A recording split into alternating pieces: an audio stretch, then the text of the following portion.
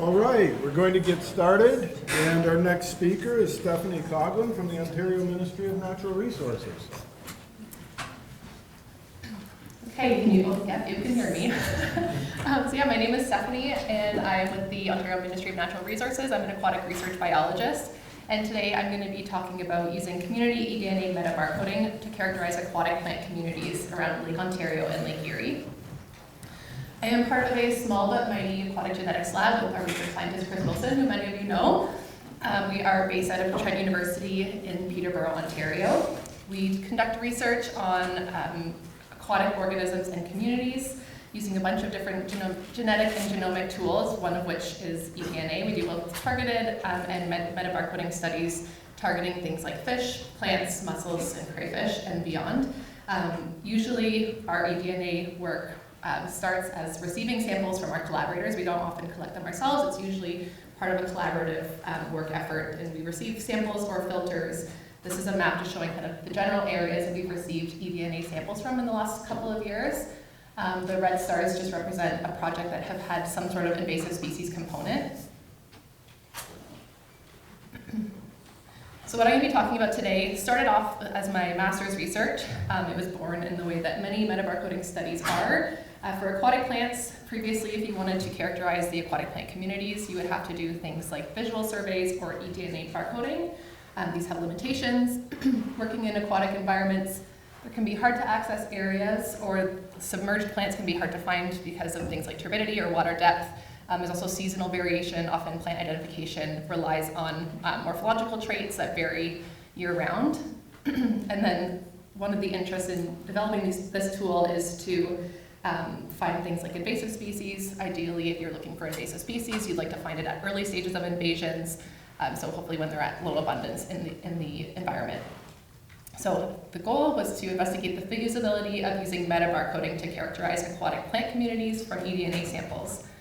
So I'm going to give a little bit of background just quickly about my master's research. I did present on this at the last PISCeS conference, so then the rest of the talk will be kind of the application that we've been doing since using this tool.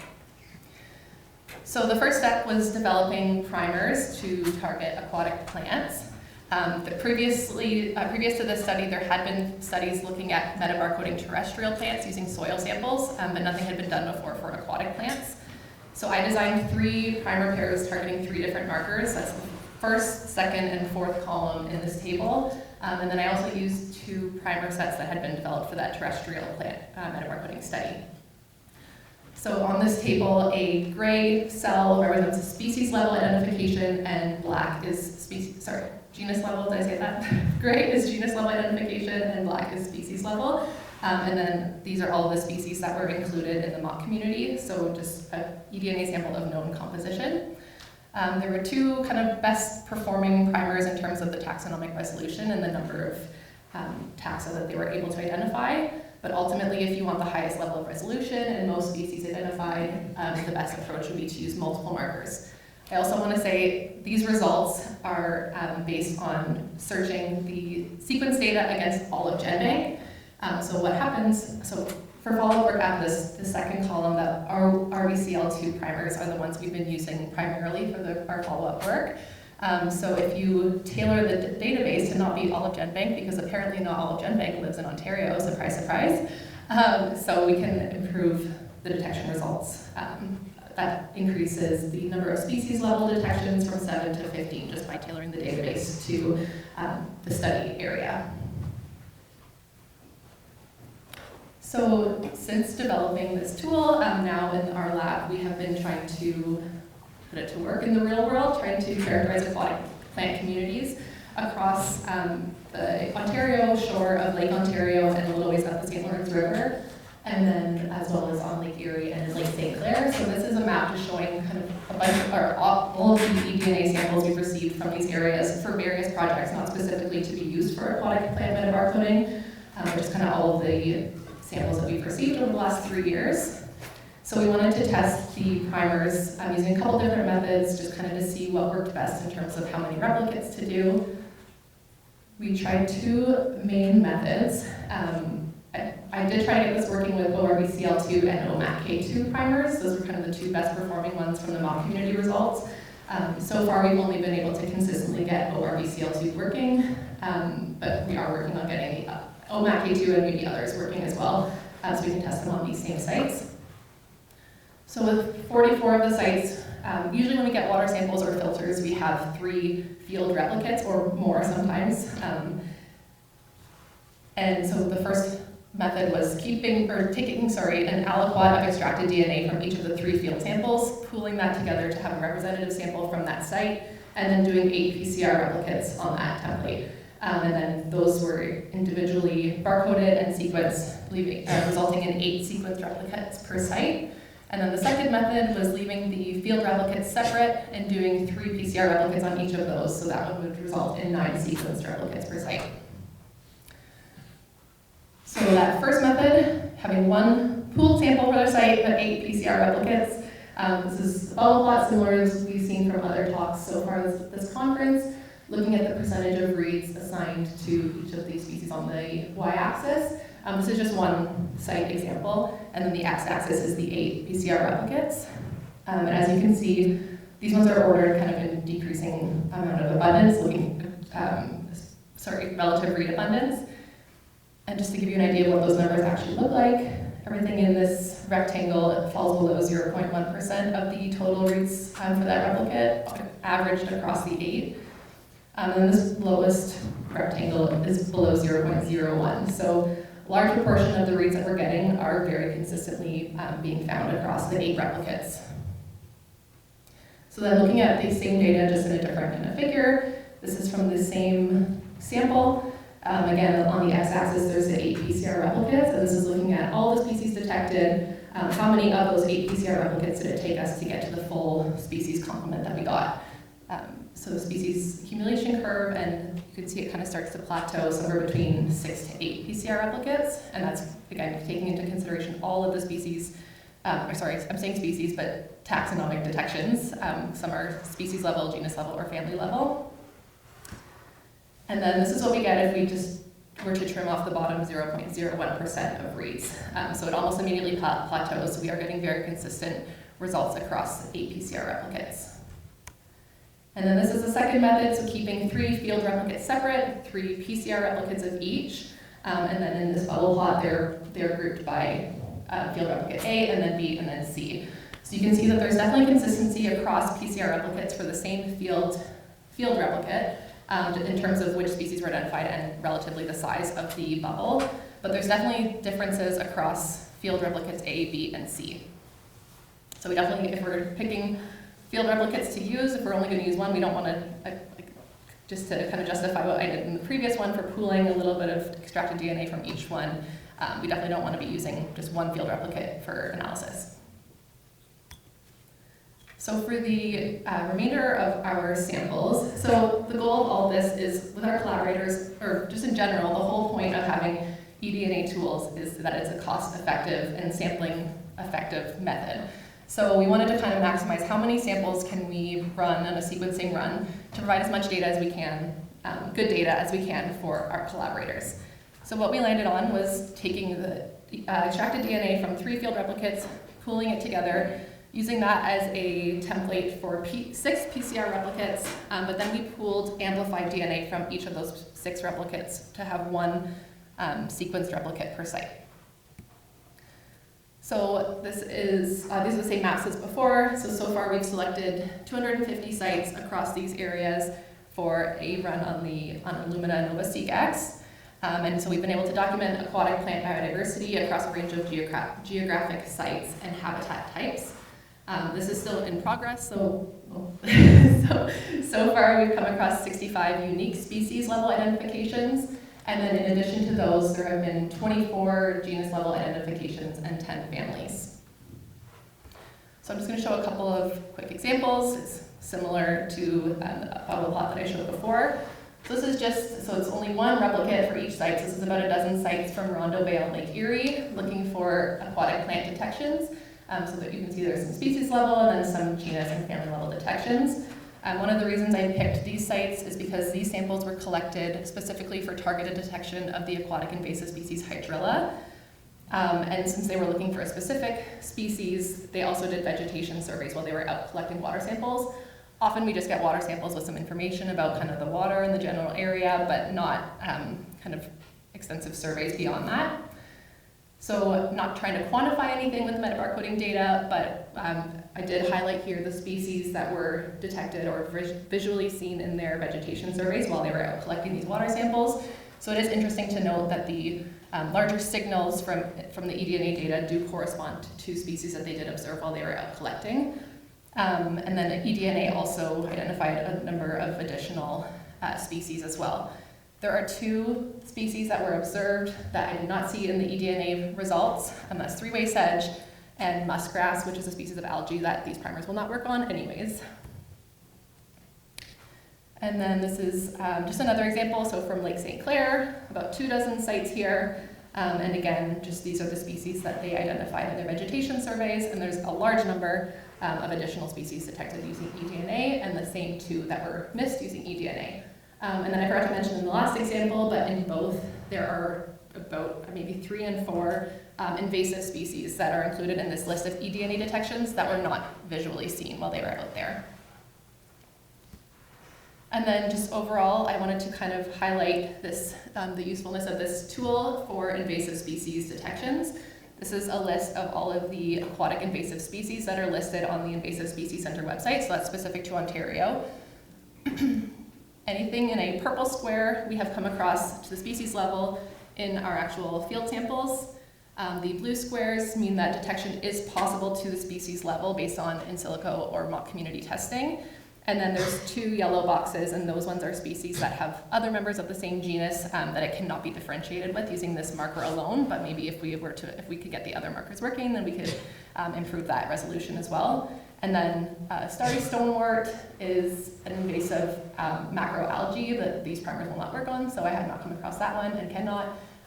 They don't seem to work on the water moss species either. Hydrilla is, I have a question mark because I have a feeling there's maybe some erroneous GenBank entries for this species.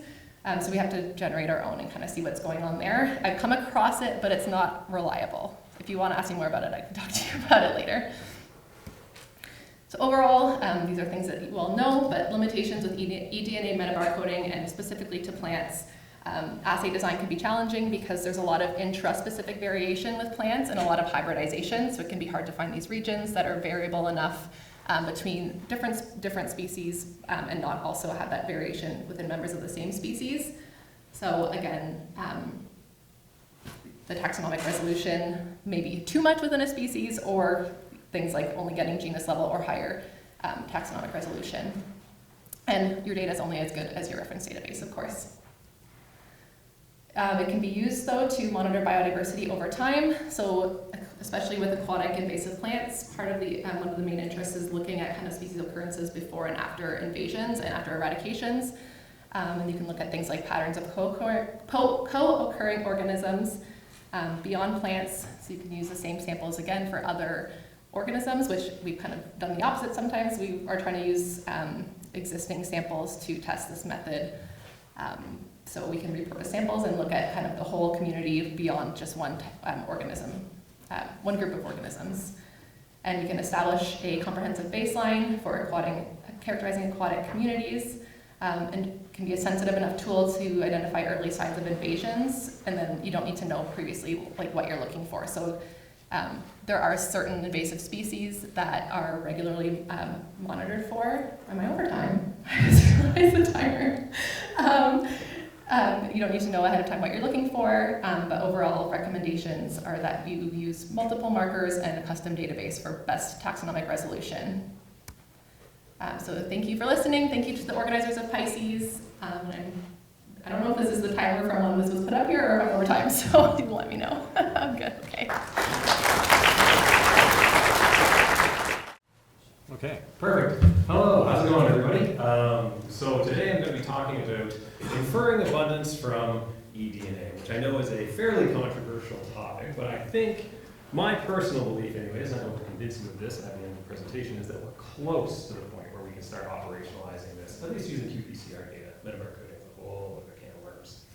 So again, we all know eDNA has revolutionized the science of species detection. That's kind of why we're all here, but early on in the science of eDNA, there was a lot of substantial early interest in using eDNA to estimate abundance in biomass. I mean, it follows a fairly intuitive and simple logic. The more individuals there are in an ecosystem, the more eDNA they're likely producing.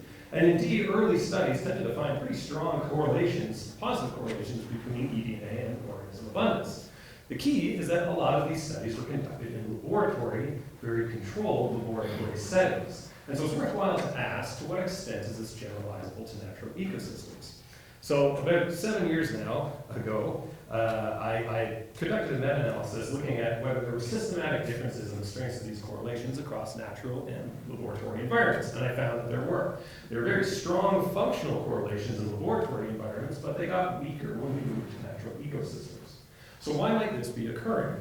Well, I view this as kind of almost, I visualize this as almost a puzzle. You know, we have to sort of figure out what the puzzle pieces are that we need to assemble in order to get those correlations in natural ecosystems up to where they are under laboratory conditions. And to do that, I think we need to start thinking about the biology and the physics of eDNA particles.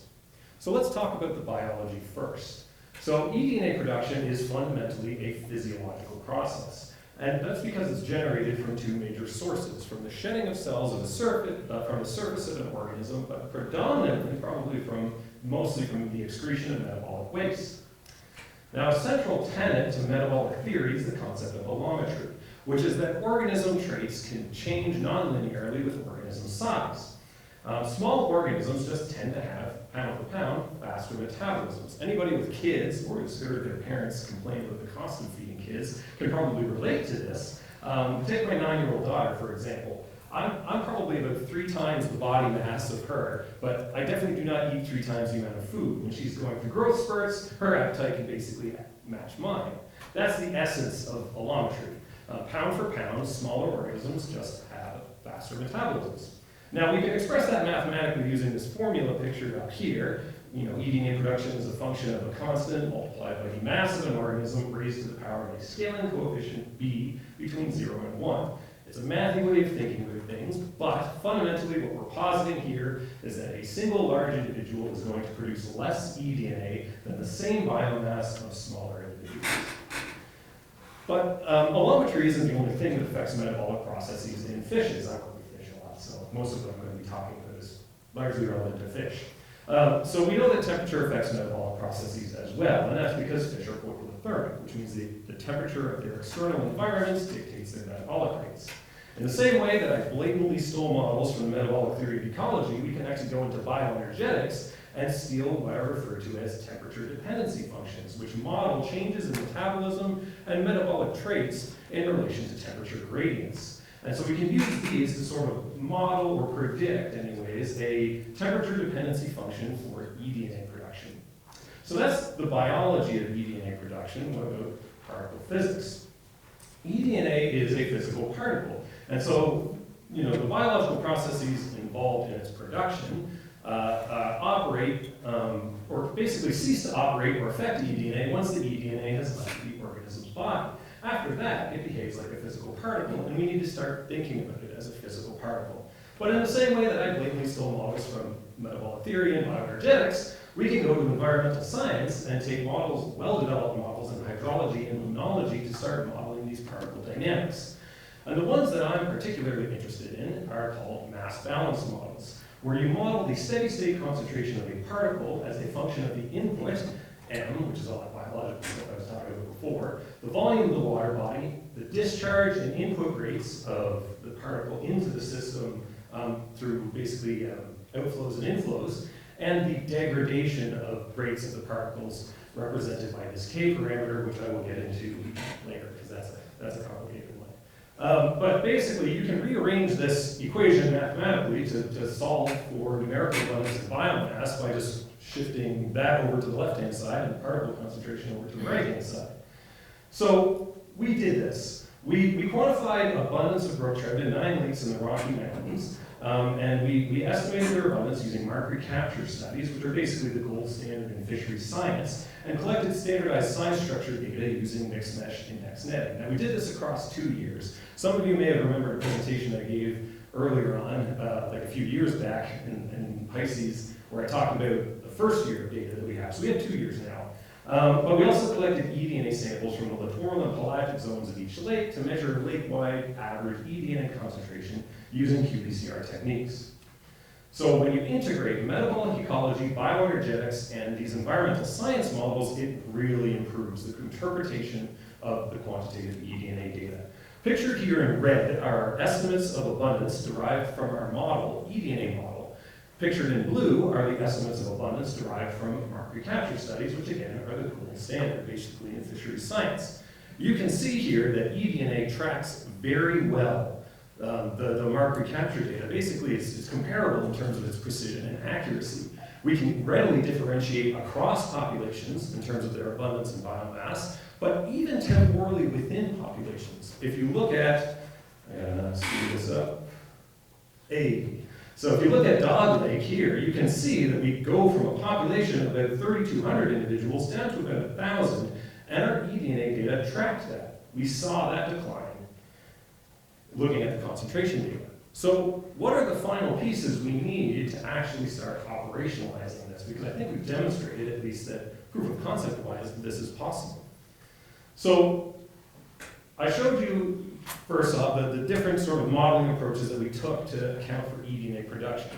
If you just try to slap together a linear regression across these 2 years between abundance and eDNA, you get an R-squared value of about 0.24, so pretty bad. If you integrate metabolic allometry, that bumps up another 20%, mass balance improved it by another 25%, and bioenergetics improved it by about another 5%. So we're getting to a point where we're explaining about 75% of the variation in abundance based off of our eDNA model, which is pretty good.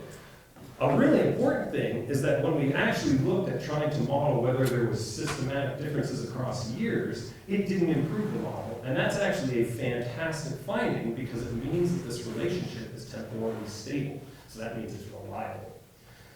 But there was one issue. And that's that in order to get this model to work well, we needed to model a lake-specific degradation rate, that K parameter. Now, we didn't actually estimate degradation specifically, we inferred it, and the only way we inferred it was because we had repeated sampling of these systems across years, so we were able to kind of basically estimate what that would be for each individual lake.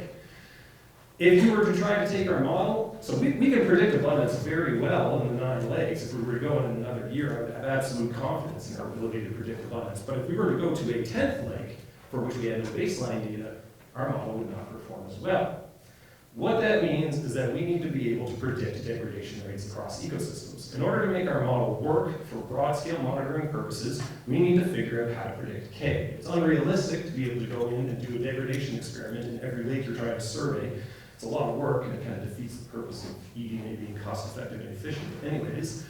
But this is very doable. All we have to do is basically go into like 40 different lakes, do degradation experiments in situ, collect a bunch of environmental parameters, and build a model to predict K based off of those environmental parameters. We actually know pretty well what affects eDNA degradation. You know, there's some pretty key variables: temperature, bacterial load, and pH. Probably explain like 80% of it. This is doable. This is a master's thesis project, right? And this is the kind of, from a technical perspective, this is the last piece of the puzzle that remains. So we're basically a master's project away from being able to do this at a broad scale. The other problem is that there is a large upfront cost to doing this. You need good data to calibrate your models. We did this over 2 years using mark recapture studies, and that was really labor intensive.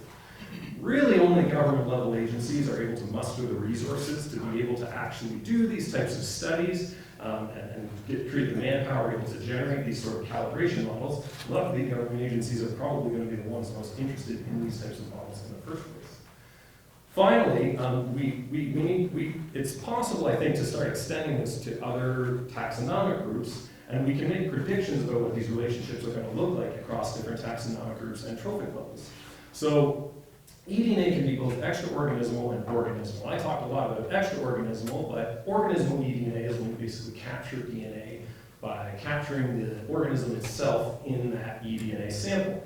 Now this is going to affect what that allometric scaling parameter, what we estimate the allometric scaling parameter to be. I'm not going to get into the detail. I don't really have enough time to talk about what those different p-values is, but fundamentally, we just kind of predict what this is going to be across different taxonomic groups and trophic levels. And in the same exact way, we can predict, based off of metabolic theory, what these relationships are probably going to look like between biomass and sort of our allometrically corrected eDNA data. Metabolically slow organisms are probably going to have pretty high slope values relative to more active organisms like fish. Plants are a great example of that. They're metabolically slow with hard external surfaces. They're just not making much eDNA. And again, we can make predictions about what these slope values are going to look like for organisms that we capture whole body.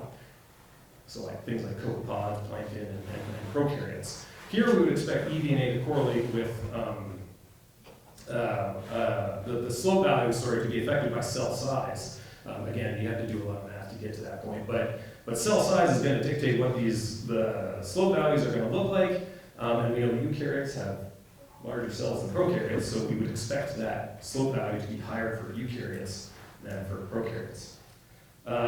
And so I guess the key question here is, again, by integrating these sorts of eDNA dynamics, so it's production, degradation, transportation, can we move from these sorts of presence-absence models to actual quantitative inference? And I think we did a pretty good job doing a proof of concept study any ways that you can. There's only really a few more puzzle pieces that we actually need to assemble to start doing this at a pretty broad scale. And I think it would be a pretty powerful technique. So yeah, with that, happy to take any questions folks might have.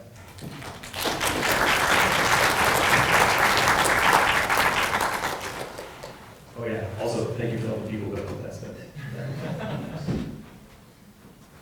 Any questions for Matt?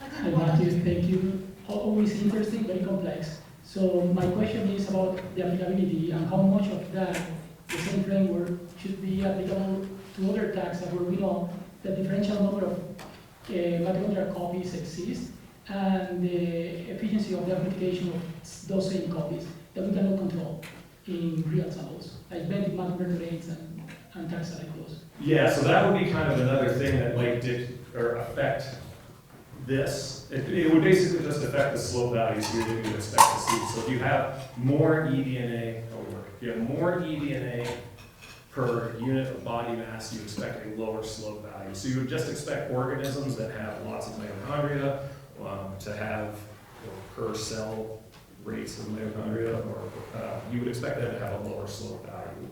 All things equal, compared to other, based off of the metabolism of other species within that taxonomic group and whatnot. So more mitochondria, lower slope value.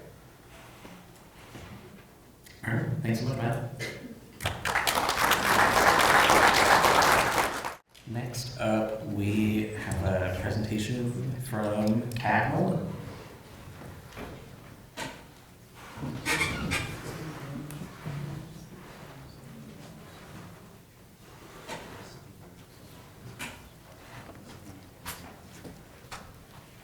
Hi everyone, my name is Kathleen Nolan, and I'm here to tell you about my PhD research project called Bloom and Barcode's High Throughput Biodiversity Assessment of a Harmful Algal Bloom. So harmful algal blooms are threatening the health of aquatic ecosystems worldwide in both marine and freshwater environments. This is a harmful algal bloom I found in southern Ontario, adjacent to an agricultural field. You can see it's got this nasty biofilm growing on top. It smelled terrible. It was catching turtles and frogs and causing all sorts of horrible effects. And this is what it looked like under the microscope. So we can see that there's a complex community of diatoms, green algae, all kinds of interesting microbes growing in here. Now, harmful algal blooms are caused by microalgae and cyanobacteria. And they are incredibly diverse. They're found across the tree of life. So the red here is animals. Every box is a different kind of algae, so photosynthetic single-cell taxa. So you can see they're kind of spread across different clades. It's a polyphyletic group, so they're all over the place. But they're also very important in aquatic ecosystems because they form the basis of aquatic food webs. So they are important food resources for benthic invertebrates, for small animals like snails and fish, which trickle up and become food for the larger fish. So they're really important despite being harmful when they're in the wrong proportions. Now, there have been decades of research into harmful algal blooms, and we know the abiotic factors that contribute. We know that temperature plays a big role. We know that increased pollutants like nitrogen and phosphorus are very important. But we have a relatively poorer understanding of the biotic context within the microbiome of these harmful algal blooms. So the unifying question for my PhD thesis, which took 5 years, and I'm going to distill into 12 minutes for you all, that biotic context is understudied. And so my question was, how can we develop and apply integrative tools to assess, explain, and predict harmful algal blooms? Now, I wanted to use molecular tools to do this, but unfortunately, the reference libraries for microalgae are woefully underpopulated. So to do this, we first developed a method of isolating strains from the environment so that we could get single strains and then generate a sequence library from those strains. This is the method we developed. It's called SHAPE, and it stands for Single Cell High Throughput Assessment of Phytoplankton from the Environment. It's a bit of a mouthful. First, we collect an environmental sample, then we dilute it to 1 cell per well in a 384 well microplate.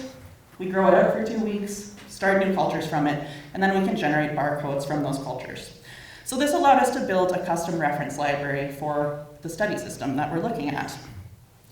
We also did a series of benchtop experiments to validate this shape, and that involved isolating many different taxa under different light levels and media combinations.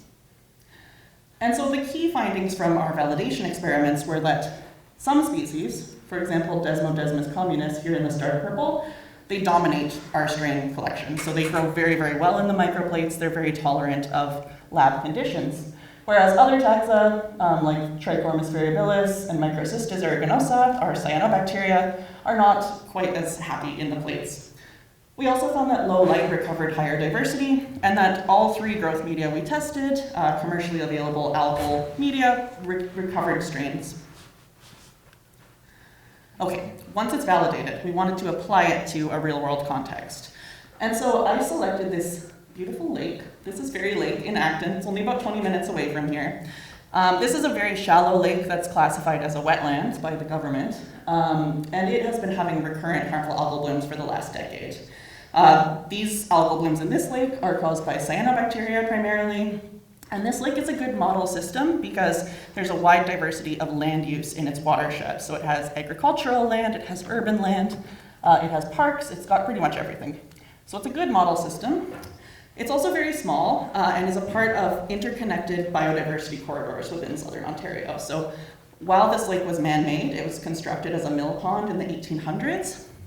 It has become a valuable biodiversity component in that it houses many interesting species. So blandings turtles live in Ferry Lake, there are great blue herons, all kinds of important animals that use it. So we wanted to know what's going on with the microbiome of Ferry Lake. So to do this, I took a 3-pronged approach using DNA metabarcoding. I targeted 16S, 18S, and 23S ribosomal RNA genes. We paired that with FlowCam fluid imager, which is a flow cytometry method that takes photos of the algal cells as they pass through, so it gets us some morphological data. And we also isolated strains from the lake using SHAPE to build that culture library and build our sequence references. Okay, and part of this was comparing between the methods. So I wanted to know, what did we detect with our 3 metabarcoding markers? What did we detect with FlowCam? And what did we detect with our isolation approach? And this is kind of the messy, messy synopsis of what we found. So we detected lots of cyanobacteria with our 16S. Everything else here is other bacteria and prokaryotes. We detected a diverse assemblage of different eukaryotic algae using the different methods. Unsurprisingly, the 3 morphological methods, so FlowCam, this is just 10x magnification versus 20 times magnification. We detected lots of eukaryotic larger taxa, and the numbers on top here represent the number of observations per method. So you can see that SHAPE and the FlowCam, we detected way fewer organisms than we did with the metabarcoding, where those numbers represent sequence rates. So we can generate a lot more data with the molecular tools. Something that was a little bit scary was that we didn't detect a single taxon with all 5 methods. Now, those of you who are in the microbial barcoding space know that this isn't entirely unexpected because 16S detects prokaryotes and 18S detects eukaryotes, so they're distinct subsets of the community. But even when we look within like 18S and 23S, these are both mitochondrial RNA genes, and so they should be detecting hopefully similar things. A lot of this can be explained by reference library gaps, which we'll get to later.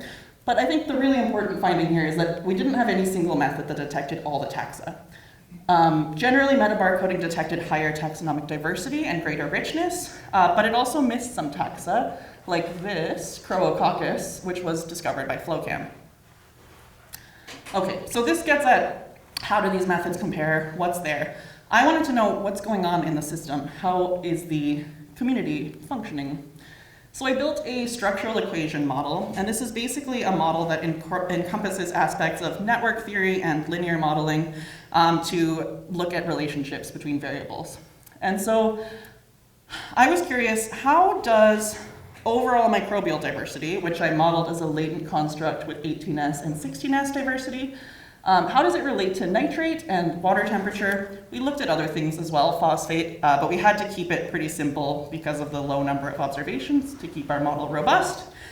So I modeled the effect of nitrate through 23S diversity on overall microbial diversity and found a very strong relationship. So we found that the effect of nitrate on overall microbial diversity is mediated through that algal and cyanobacterial diversity. Something else I looked at, which I found really interesting, this was just kind of a subsidiary finding during the thesis, was that on a sample basis, when we looked at the relationship between markers, we found strong correlations between the Shannon diversity indices for 16S and 18S, 18S and 23S, and 16S and 23S. So these biodiversity metrics are correlated.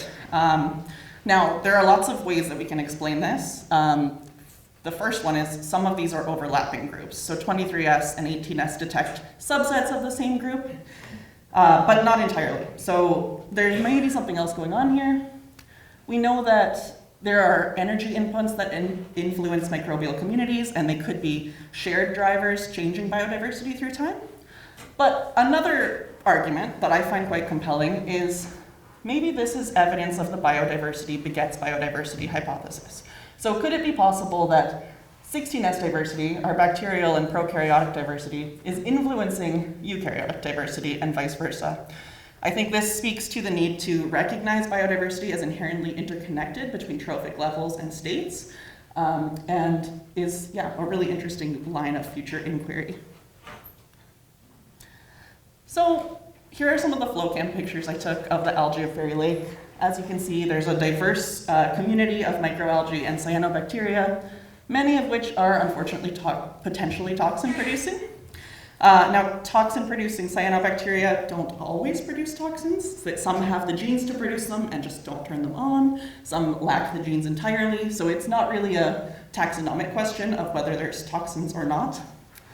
But this one, Microcystis, is one of the most well-known toxin-producing algae in the Great Lakes region. Dolichospermum also produces anatoxins, which are not typically screened for during our routine toxin screenings. So this could act as an early indicator for which toxins to be looking for when we're doing our water screening. And one piece that was really important to me during my thesis was to communicate these results to the community members most affected by the results.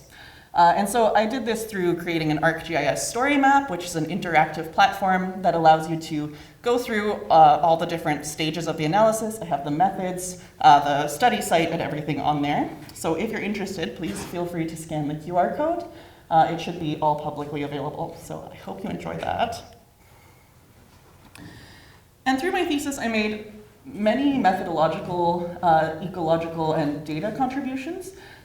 Through introducing and validating this new method for isolating algae, through identifying relationships between biotic and abiotic covariates, and by generating a collection of novel strains with linked molecular sequence data. But of course, any study in the metabarcoding space has its limitations, so this was just one lake over one season. For broader conclusions require us to use other tools and to study other systems. As well, we had limited barcoding of the strains. because the 16S and 18S markers are quite general, if there's any fungus, other bacteria growing in those strains with them, it made it really challenging. So this is kind of a prelude to what we should be looking for in algal sequencing. We should be looking into long-read sequencing and PCR-free approaches that aren't reliant on amplicon sequencing.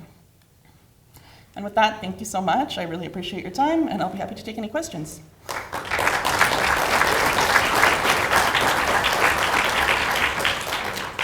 Great job. We got time for one question.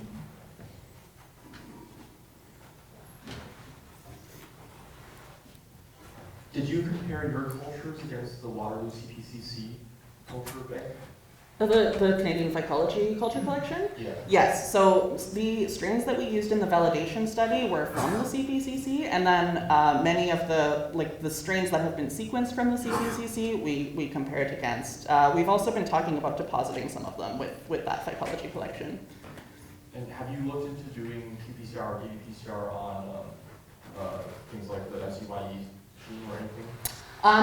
No, I have not, but I think that that's definitely an interesting avenue for future research and would be needed if we're looking for toxin production as the primary focus of the study. Because this was more about algal biodiversity and the ecosystem level functioning, I didn't want to open the can of worms of toxin production, but it's definitely an important area to look into.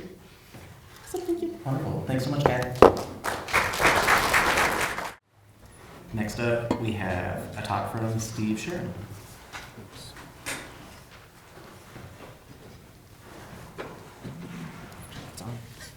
Great.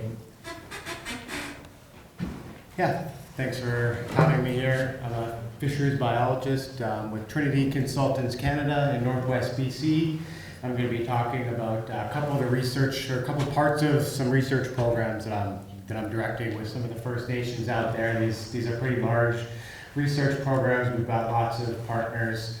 I'm not an eDNA expert. I just use it as a tool, but luckily I've got partners like Karen Heuvel and Ali from MNS that are here that also help me out. So these are Ulican. They have lots of different spellings, lots of different pronunciations actually. They are a smelt similar to Capelin rainbow smelt. They're distributed from Northern California to Alaska, similar to Pacific salmon. They're living most of their lives out in the marine environment and then coming into the lower parts of glacial-fed streams to spawn. Most of them do die after spawning, but there is some evidence that some are spawning more than once. And I like having this question mark up here. It just goes to show that there's lots of research into these fish that still needs to be done, and makes it very interesting to be working on these fish. The reason that they're so important along the coast is because they're really high in calories and nutrition. They're known as salvation fish in a lot of these communities. After the cold, harsh winter, these are kind of the first food source to come into the communities. Very high in calories, high in nutrition. Here's a couple nice pictures here of some of these Ulican being smoked by the First Nation, and they also produce Heisla gold, which is Ulican oil, Ulican grease, which is a very highly valued trade commodity. And they're generally declining across much of their range and threatened or endangered. So what I'm going to talk about today is kind of setting up these monitoring programs for the communities to monitor run timing, distribution, and abundance of these fish for the communities. And it's really about establishing these long-term sustainable programs that the First Nations can be carrying out on their own. This is a picture of Everett from the Heisla Nation that I've been working with since 2017, and he's collected hundreds and hundreds of these eDNA samples. And it's all about getting this repeatable sampling plan, where to sample, when to sample, what protocol to use, all those sorts of things. Getting this targeted qPCR assay that was developed in the Heuvel lab by Michael Allison for us, and making sure that we've got a nice pipeline, data summary and analysis, and presentation, as we saw in the last presentation. We also create these nice interactive Shiny app web tools for the community to go in and have a look at all the data and the things that we've been doing. So the first one I'll talk about is the work that we're doing with the Heisla Nation just to orient you here on the far left, this is in the Great Bear Rainforest along the coast. And the map in the middle, the town of Kitimat is right up at the top. This is where one of these large LNG plants is. There's a lot of development in Heuvel territory, but they've been able to leverage these developments to get resources to answer a lot of the questions and to do a lot of conservation work in their territory. And just to give you an idea of how important these fish are, this is a catch of a couple tons of Lucan by the community in 1 year here. One of the first questions that they wanted to know is where exactly are in the territory. So there used to be 4 or 5 different rivers where they would harvest these Lucan, back to time immemorial. And currently they only harvest in one river in their territory, and they don't have the resources or time to go to all of these systems and see are there still fish there. We did go to a lot of different systems, sampled a few different times, and we found that there is some low eDNA detections, but as you can see, there's really only one river where we're seeing high numbers. And that's the Kamano River. So this is Byron again from the Heuvel Nation, taking an eDNA sample while there's all sorts of these smelt right around the index site here. And this is a cool river because we can actually see the fish come in. It's nice and clear. They actually aren't all like that. We do have this conceptual model that that if you take eDNA samples before they show up, you're going to get zeros. Then you're going to start to see this increase to a peak when all the spawning is happening very early in the run. You've got milk in the water, eggs, adults, and then you see this decline and a kind of leveling off while the eggs are in the river and the larval out migration. Here's an example from 2023. We've been doing the sampling now since 2019, but this is a good example year. The blue is showing when we actually see the fish in the river. As you saw in the last picture, you can see the fish show up, and we are monitoring this river before they show up every year. So you can see March 8th, 2023, we collected a sample, got a 0, started to see a small increase in detections before they showed up. And this actually lines up with the Heuvel traditional knowledge of scouts, of these males going into the river first before the big run. So that's kind of interesting to see for the community. And then we see this large peak happening when the spawn is taking place, and then a leveling off through the egg incubation period. We went back to do some egg sampling, took an eDNA sample, we saw the leveling off, and also during the time of the larval outmigration. I'll just show here that the last figure was on a log, the y-axis was on a log 10 scale. This is the raw data, and you can see that spawning signal was just really, really high compared to everything else.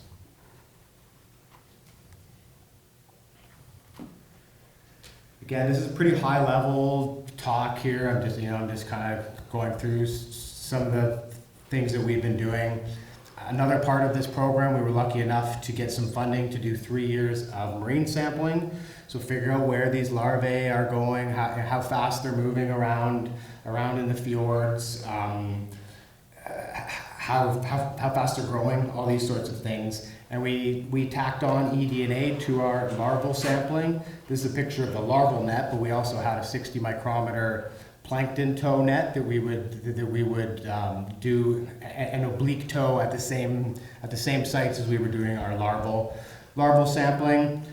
I won't get too much into it, but you can see the eDNA signal in red and the larval signal in gray.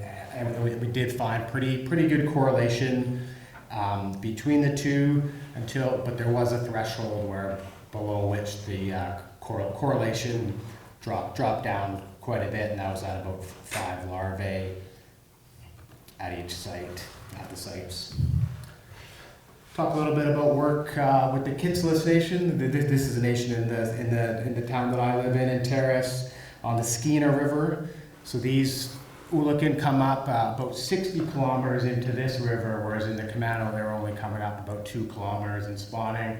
Much larger river. You actually can't see the fish in this river because of the turbidity, but we've also been working on a monitoring program here since 2022 in the main stem and in some tributaries. So yeah, since we started in 2022, we've pretty much settled on 3 main monitoring index sites in the main stem and 2 in the major tributaries in the lower river. And we pretty much, have shown a similar pattern where we're seeing the Ulukan show up at the lower sites, and then we're actually able to track them up through the different sites as they go upstream. And we've tried sampling upstream, and we don't get the same signal up there. We're able to compare these multi-year data sets because we're also collecting or estimating flow data in these rivers, so we're able to get copies per second to compare between years, and we're also working to compare between rivers as well. But this is pretty interesting data because we're able to kind of correlate the data that we're getting to the community fishery catch every year, and we get stories from the community about what's happening in those years.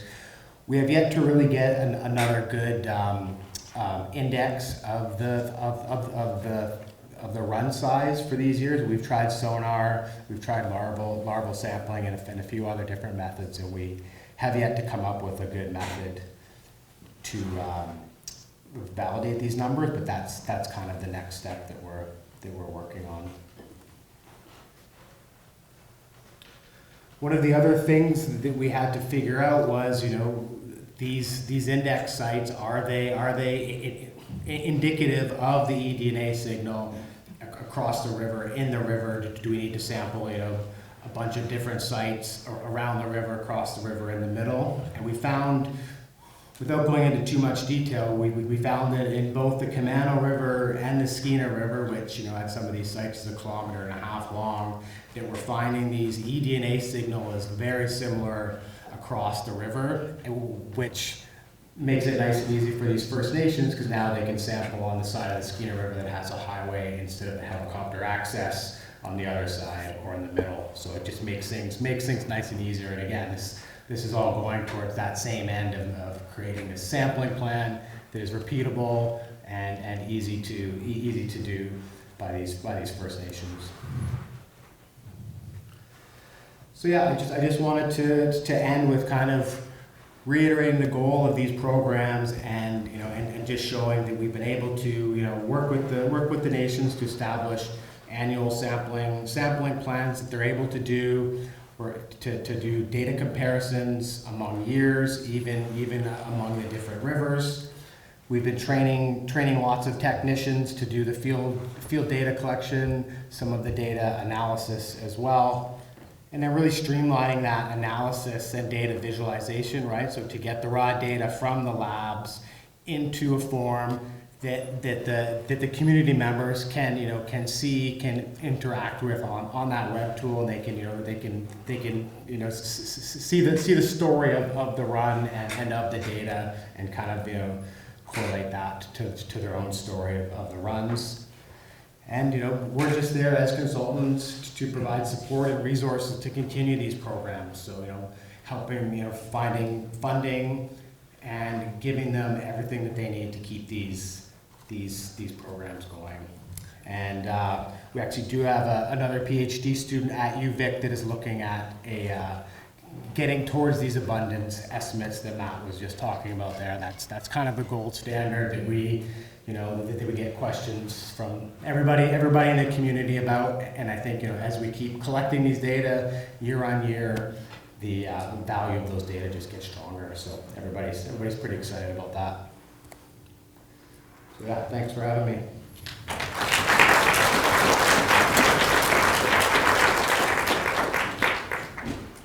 Great talk. Got time for one question.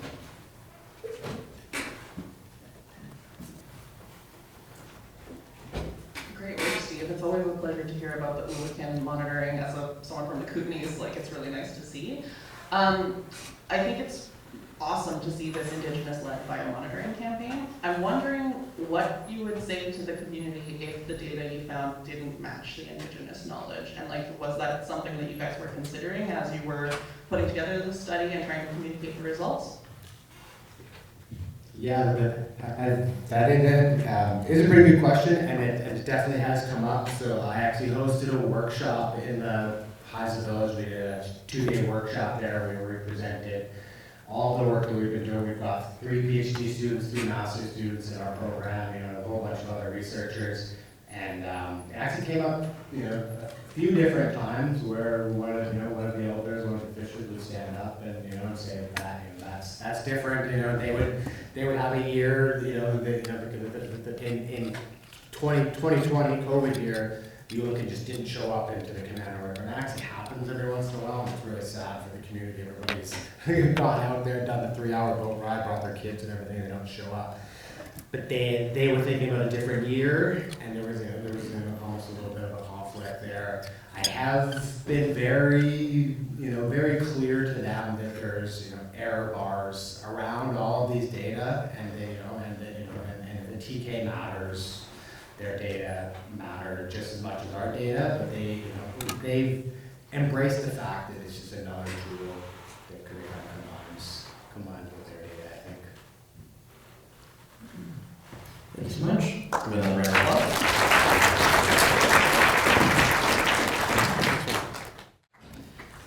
Next up, we have a presentation from Yoamel Milian-Garcia.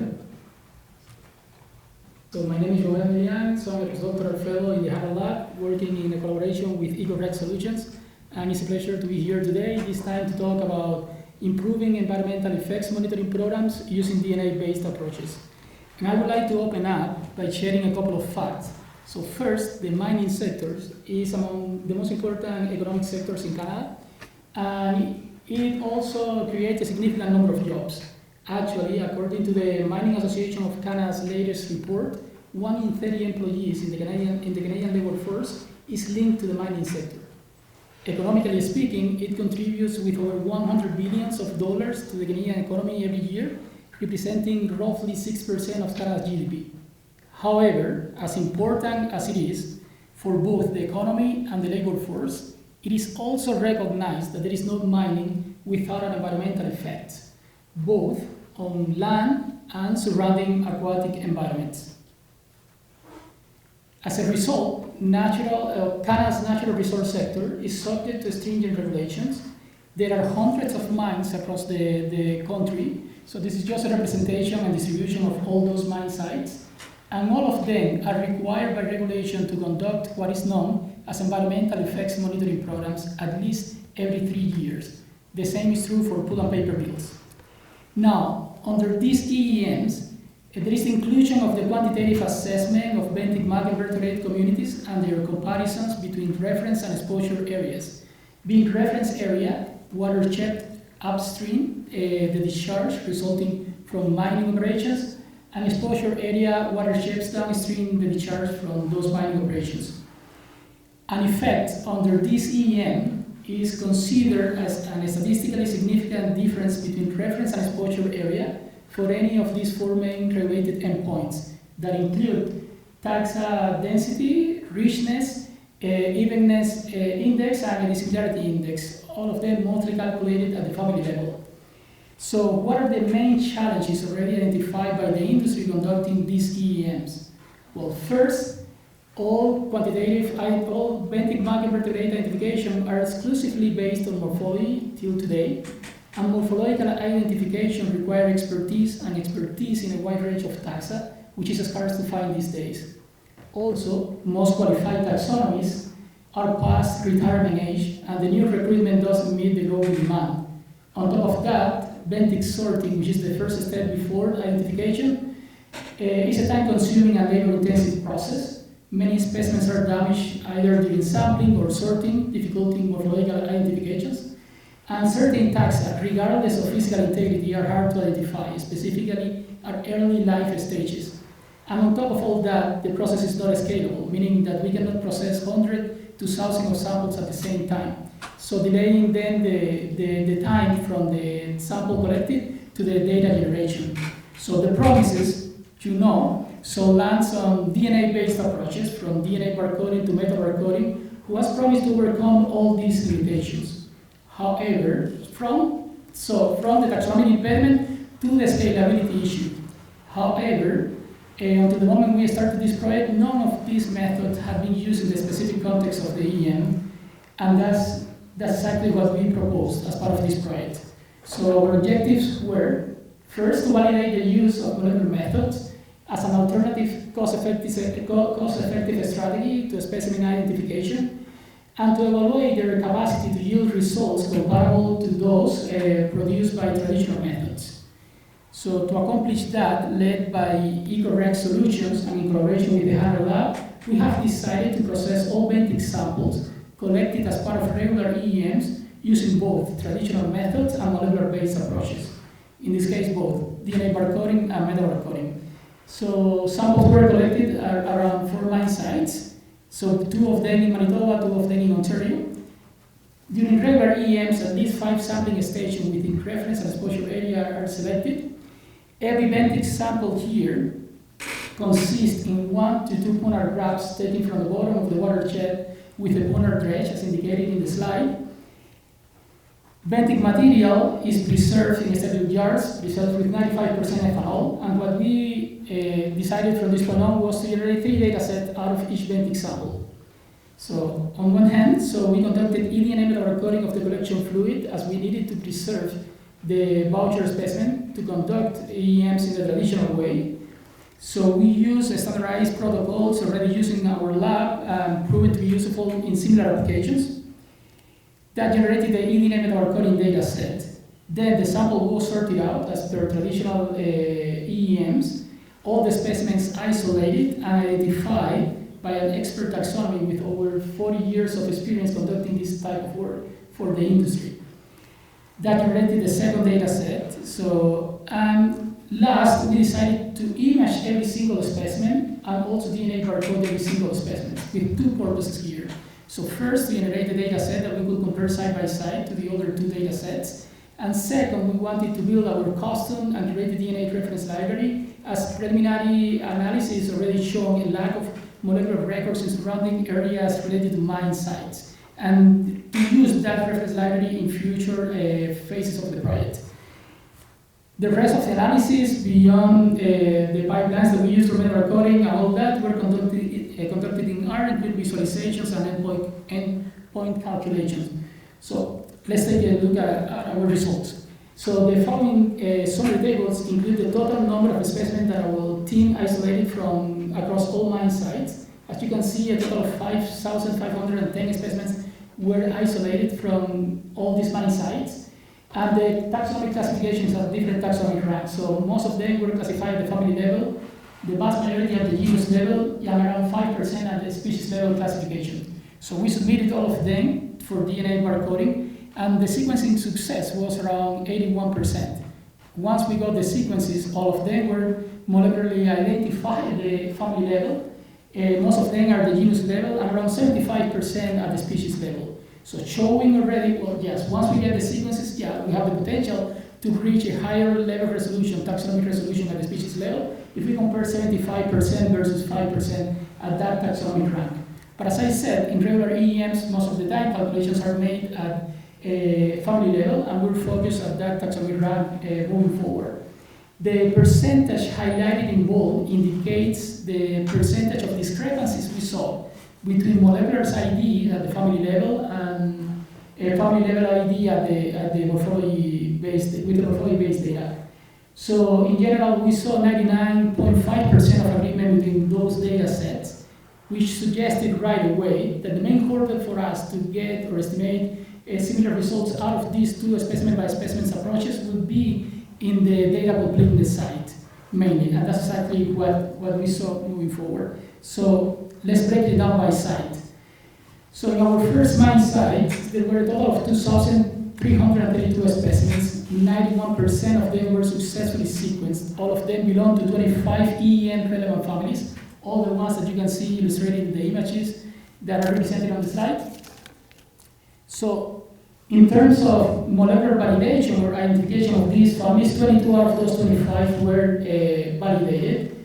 So there were 3 that remain exclusively identified based on morphology, and there is something that we noticed right away because we have that information, is that all families that remain exclusively detected based on morphology were in very low abundance, actually represented by single specimens in their respective samples. So, and this matches with what we already know. So low abundance taxa, so yield, generally low eDNA concentration, decreasing then detection probabilities. These became the patterns across all 9 sites.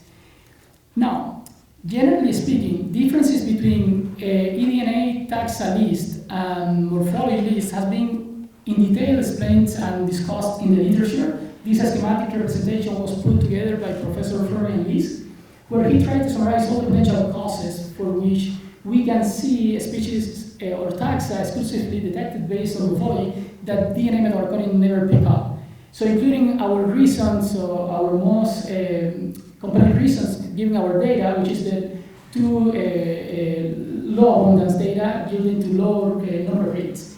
Now, he takes it further and he says that the expectation that we should see 100% overlap among these 2 data sets is erroneous, and what they have seen in their experience is that per sample they get an overlap between 50 and 75%, which matches mostly of what we saw.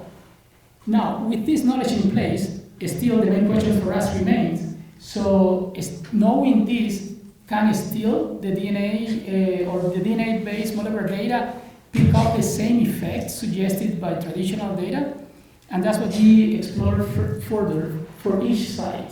So for this mine site specifically, morphology data suggested statistically significant differences for every endpoint. Well, we saw the DNA barcoding data set match morphology 100% of the time in this case, while DNA method barcoding did 75% of the time. So confirming here the potential of the molecular methods to pick up the same effect as the traditional methods, and also contributing with data in this particular context of the EM for the first time. In our second site, same idea, so 461 specimens isolated, 75% of them successfully sequenced, all of them belong to 15 EM relevant families. So only 2 taxa remain exclusively identified based on morphology, same pattern, so all of them were represented by single specimens in their respective samples. Different to the previous site, morphology data suggested no statistical differences between reference and exposure for this particular mine site. Well, morphology or DNA barcoding and method barcoding data match 100% of the time for this particular case. Third case, so over 1,000 specimens isolated, the lower sequencing success we got for a specific mine site, 53%. So all of them belong to 21 EM relevant families. We were able to identify or validate molecular identity of 20 of those 21 families. And again, the one that was exclusively found based on morphology was represented by a single specimen in the respective samples. In terms of the comparison between reference and exposure area, morphology data suggested that only family richness was statistically significant between reference and exposure, and only break cortis in one of those pairwise comparisons. Even with that lowest sequencing success, DNA barcoding matched morphology 87% of the time in this particular case, and DNA method barcoding 75%. In our last case, so 738 specimens isolated, the higher sequencing success we saw across all these mine sites, roughly 97%, 11 EM relevant families, all of them the ones represented there. Every single family in this case was validated via molecular methods. And DNA barcoding matched 100% what we saw in morphology. There wasn't any exclusively taxa detected based on morphology that wasn't validated via molecular method. In general, then what we saw is that molecular method or molecular-based approaches reach the same or show the same trend as morphology data. So beyond the statistical differences seen between reference and exposure, also matching in most of the cases with just few exceptions, directionality of the difference and the magnitude of the difference that we saw. So in summary, what we can say so far, so the DNA-based approaches confirm their capacity to detect the same effect as morphology-based approaches, which in the case of DNA barcoding reached on average 96% agreement with morphology. Given this data set, although we also need to consider the DNA barcoding destroyed the voucher specimens, and it's not cost effective in regular EEMs. Alternatively, eDNA barcoding enabled the detection of an effect comparable to morphology in this context, while also preserving voucher specimen, reducing sample processing costs at least in half, and significantly shortening time from the moment we get the sample to the data collection. So with that, I would like to acknowledge all the students that took part in the latest phase of the project and help us with all the imaging and plating of all those thousands of specimens and all the funding agencies that have supported the project along the way. And thank you all for your attention.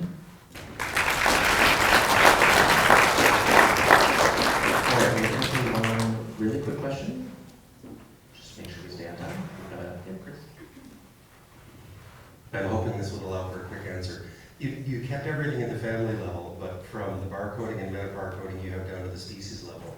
Have you looked at the difference between the reference and exposure sites at finer taxonomic resolution? I haven't yet, so Laura did for the previous data set, so showing what encouraging results at that level. I haven't done it myself with this particular data set, but that is in the process of doing it. The thing is that we don't have the same level of resolution for morphology. We won't be able to compare morphology side by side because it's lacking a lot of data there. Okay, thank you. Thank you. Next we have speaking Sheridan. Thank you.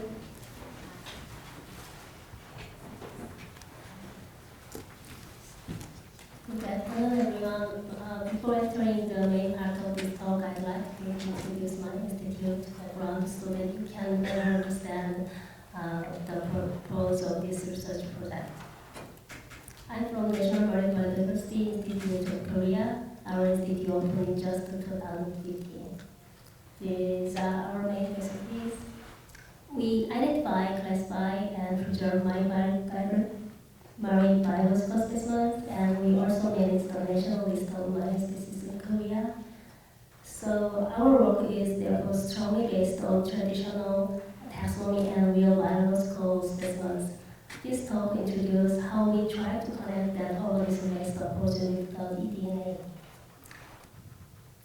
We are also applying DNA for several purposes, including the detection of protected species and enhanced invasive species. However, my interest in DNA is a little more focused on biodiversity research. Protists are very important in bioplankton ecosystems. Among them, heterotrophic protists have high biomass and high grazing rates, and they play a key role in microbial food webs and carbon flow. But their taxonomic identification of heterotrophic protists is very limited and time-consuming. Many species are small, fragile, and morphological similar. In many cases, species-level identification require ultrastructural observation, culture-based molecular data, or single molecular observation. Because these difficulties, the diversity of many heterotrophic protists can be underestimated when taxonomic expertise is limited. I wanted to know whether eDNA can help us understand the diversity of marine organisms that are difficult to study by morphological alone. This question is especially important for small eukaryotes, from unicellular protists to small multicellular organisms. So I focus on tintinnicelates. Tintinnies are major plankton with a lolica structure. Because they have a lolica, they are relatively easier to detect in seawater sample. Their species lists are often reported from genus to species level. However, visible does not always mean easy to identify. Tintinnies also show intraspecific variation and interspecific similarity. So they are useful but still challenging work. They were small enough to challenge metal coding, but visible enough to be checked by microscopy. The main question of this study was very simple: can the eDNA metal coding reflect marine proteus community pattern observed by conventional microscopy? We analyzed 20 seawater samples collected from 10 stations along the East Sea coast of Korea. For the metabocoting analysis, we used two markers. The first marker is 18SR-RAB89, which provides for broad eukaryotic coverage. And the second marker was a silver-specific 18SR-RAB4. This marker was used to increase the signal from silates and related heterotrophic proteus communities. For taxonomic assignments, we compare silver and PR2. Silver is useful as a broad reference framework, while PR2 provides a proteus-focused interpretation. We obtain about 2.9 million high-quality reads. These diversity analyses were used to compare community patterns between the broad V89 marker and the silver-specific 4 marker, and except a few stations, the result is quite similar. Here we interpret the eukaryotic community using silver as broad reference framework. This gave us an overview of major eukaryotic groups, including dinoflagellates, diatom, metazoan, and the other groups. However, some assignments remain broad or unreserved for proteus-focused classification. When we compare the marker and database results, major proteus groups such as dinoflagellate and silates showed constant spatial pattern between markers. The correlation between markers was above 0.8 for this major group. This suggests that although the two markers have different coverage, they can still capture comparable distribution pattern for dominant proteus groups. With PR2, some of these unresolved signals were assigned to more informative proteus groups such as Tristan, Cerebroslates, and other proteus lineage. In this way, PR2 improved ecological interpretation while silver continued to provide a broad eukaryotic overview. Under the microscope, only 14 tinted species were identified in species level. The dominant species include Tintosis and Stenosnella. The microscopy result also shows special variation among sites. Some sites have broadly similar assemblies, while some local differences were observed. In particular, Stenosnella was a dominant signal in the metabocoting data, and Stenosnella was also one of the dominant taxa in the microscopy-based community. This is not perfect agreement, but it suggests that eDNA metabocoting can complement microscopy work in the tinted group.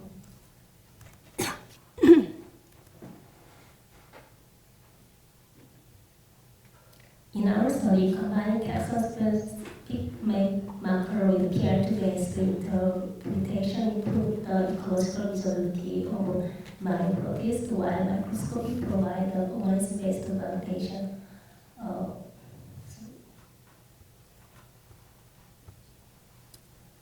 Overall, eDNA metabocoting using taxon-specific markers and appropriate reference database was effective for detecting marine proteus communities from coastal seawater sample. Our results support the use of eDNA metabocoting as a complementary tool for ecological assessment and sampling design in marine environments.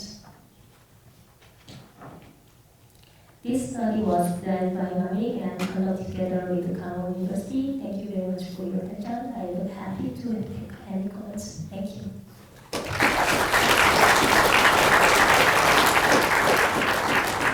All right, we have time for questions.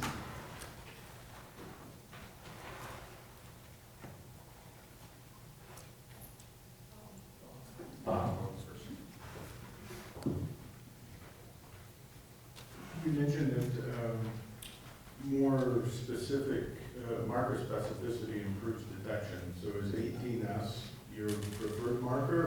need to develop yet other primers or other markers?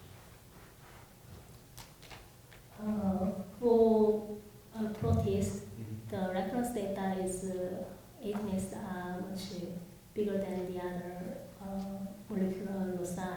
So V4 and V9 is quite well known about the species identification of protists. And we are just using a already developed marker. Very good. All right, I think with that, we will end for the coffee break. We'll see you back in half an hour. Next up, we have a workshop being presented by Rachel from EDNA Explorer. Thank you, Kevin. Can people hear me okay? Fabulous. And I'm just going to check that this advances. Yes, it does. Okay, we're golden. And this is the little thingy. All right, pleasure to be here today. This is my second PISCeS. It's nice to see a lot of friends again. And we have had a booth, EDNA Explorer has had a booth here out front. So it's been really great to talk with all of you. And I'm really going to not do a lot of a sales pitch. I'm here to talk with you about what we're building and the challenges that we see for us to integrate data together, for us to move beyond spreadsheets as far as we can in automated ways. And so I'm looking at this as like a big collaboration opportunity. And I'm half in EDNA Explorer, but I'm also a researcher. I work at UC Santa Cruz in California, and I run the California Environmental DNA Program. So we do a lot of research projects, and so you'll be seeing a lot of examples of the research that we've done over the last 10 years advancing eDNA in California and in other parts of the world. So I hope that this is a space where we can have a lot of discussion, so I'll try to go through this quickly to be able to have space for that. Okay, and I'm going to point out that Gabrielle from EDNA Explorer is also here, and can also help field questions and have discussions after the workshop. So I think we're all very familiar with these sets of challenges people have that they're hoping eDNA will help them with, right? For biomonitoring, what organisms live in a target area, what has changed over time in that area. We have this issue of shifting baselines, right? We don't even know what's normal because for the last 30 years, the planet hasn't been normal. And we have huge land management practices that have impacts on our land that we don't yet fully understand the extent of. For health, people want to know, is the mix of organisms in this area healthy? What are the signatures of composition that mean something about the functionality of the environment, how it's expressing itself? How sustainable is it? How resilient is it? Or resistant is it to perturbations? And have we made an impact on the health of this region? And what can we do differently, right? How do we make biodiversity assessment actionable? Are we meeting our biodiversity reporting regulations? We're seeing globally more and more disclosures, standards, credits, all these incentives for companies and development to be monitoring possibly with eDNA. And then prediction. If you have a limited budget and you want to make sure that it's being used well, you want to do, say, a restoration project that's going to work. And it turns out 40% of restoration projects fail. So how can we actually make positive change? What should we expect from restoration efforts? And I'm using restoration as an example. It could be revitalization, you could be doing conservation, whatever your innovation, agriculture, whatever your project is. And what is responsible for the conditions in the area? If we understand the drivers, we might be able to also have some more control. Okay, so we want to fast track people getting to those, to being able to have the opportunity to answer those questions. And so there's a lot of work when you start an eDNA biodiversity study. You start with, right, I've got to make my sampling plan, then I have to collect the samples. Well, I have to also do the fundraising half the time, right? I have to extract the DNA or RNA, whatever you're working on. I have to do qPCR or dPCR, prepare sequences, prepare my libraries, sequence them. I have to then do the organism assignment. I have to pull in other metadata. And I have to then get to my results, and then I have to analyze my results and get insights. And so the piece that eDNA Explorer does is we help talk with people about all of these, and so do a lot of you. And what we try to help out with is to fast track this piece that's really key in metabarcoding, which is the organism assignment and association with other metadata, to do the community ecology analyses and statistical analyses that are often aided by machine learning and AI to move to insights. And so maybe you're just looking for one species at a time, right? Are there red-legged frogs here, yes or no? There was one outside of my door the other day. It was pretty cool. Or maybe you're looking at all the species at once and you're tracking more like communities. But in either case, you're probably interested in what are the spatiotemporal patterns, what are the functional trait linkages that relate to biodiversity and to health, and what are the environmental predictors of those species occurrences or compositional patterns and which ones are actionable, right? Like I can't change the global climate, but I can help lobby to turn off the streetlights in my city. And so we're really trying to figure out like what are the actionable ways that we can augment our environment to improve it. So our dream is that we can take eDNA data sets that have been previously really siloed, right, on people's own computers, or you upload your raw data to, who's uploaded data to GenBank? Who's trying to access data from GenBank? Who's had a great experience with that? Yeah. So we want to make our data more interoperable. I want to know in real time, what's my neighbor doing? Who's monitoring salmon? What assay are they using? Is it the one I should be using? Who's giving us the best prices for running lab assays? Like, it's a really collaborative, the biodiversity community, we're the most collaborative community aside from the physicists, right? They have to work on like what's that big thing that goes around? Thank you, yeah, and so they have to have more beers together, but we come in second. So my point is, if we unsilo ourselves and we merge data together in a very ethical and responsible way, I've given enough comments here that you guys know I'm really into the ethics part too, and I know that you are as well, and so we are all going to be buddies on this. We add geospatial data, there's really cool stuff coming down the pike, and then we integrate predictive modeling tools, we integrate LLMs so that we have more customizable, bespoke interactions with the data, and we can actually then get more verified biodiversity reporting. We can use that effectively in commercial development, conservation, restoration, meeting regulations, doing risk assessments. So there's a lot of power in this. And Vera, who's familiar with Vera Nature Credits here? Okay, Vera Nature Credits, this is international. These are financial incentives for companies to improve biodiversity. Either it's land that they've thought that they're going to improve, maybe they're getting carbon credits and they're getting biodiversity credits where that land is worth more. Maybe that's an offset. Maybe this is just improving, Moë's champagne grape fields. And so you can use eDNA for this type of biodiversity reporting, right? You can use it to demonstrate positive impacts, monitor invasive species. You can use it to guide a monitoring plan. You can show that you can detect trigger species, different bioindicators, look for rare species. So there's all these opportunities that we can really help society with for that also have economic incentives.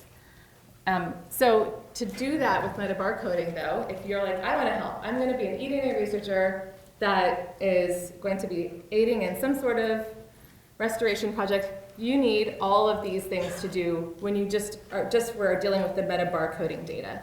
And so for anyone who doesn't already do metabarcoding data analysis, I know there's a lot of qPCR people here. You need to start with your FASTQ files that you get off the sequencer. Did I do that? No, you did not. But it is going to take 2 minutes to restart. Terribly Okay. sorry. Well, I know that's one part. So you get your files off the sequencer, right? you have to do QC. So you trim adapters, you sort your different primer sets, maybe you're doing multi-locus metabar cutting, so this is the 16S bin, this is the 18S bin, this is the 12S bin. Then you get your nice paired sequences and try to pair them together. Sometimes you try to merge them together. Then you have to filter for chimeras, those monster sequences where you have an oak and a nematode and they're not supposed to actually be matched together. You remove the bad sequences and then you have these nice clean sets of ASVs, amplicon sequence variants. Those ASVs, you get to assign all of those are all the unique sequences that you have. You get to assign those to taxa. And so to assign them, you can use different methods. There's phylogenetic assignment methods and there's alignment-based assignment methods.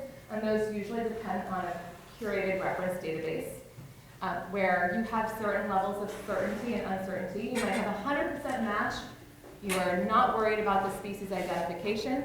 Or you might have a lower match. And you might say, well, maybe it's the correct genus, but I don't think it's the right species. Or maybe it's the right family, and we know that we've sequenced most genera have represented barcode sequences, but we're still really far from sequencing all species. So, and public databases that we're drawing from have issues in them too. There's errors, there's taxonomists fight with each other about what the names should be, so there's name inconsistencies. And so we have often like different types of ways that you might have a more conservative name that you give to a sequence.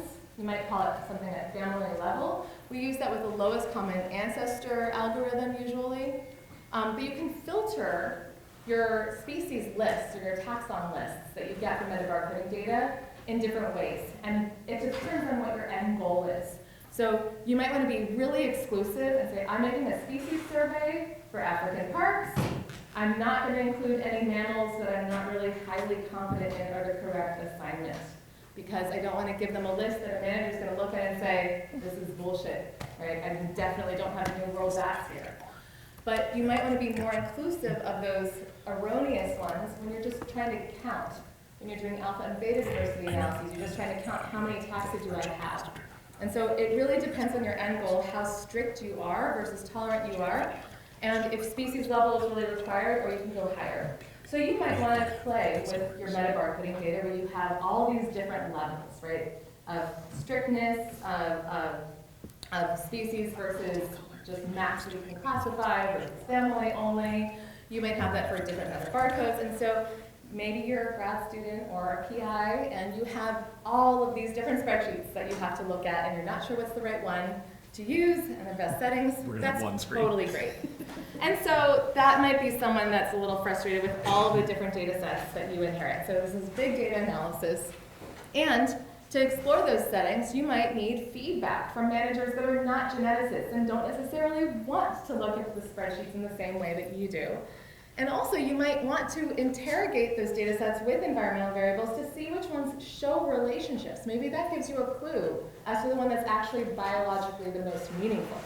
So this is my little image of people that might be a little frustrated to have to also look at these spreadsheets with you.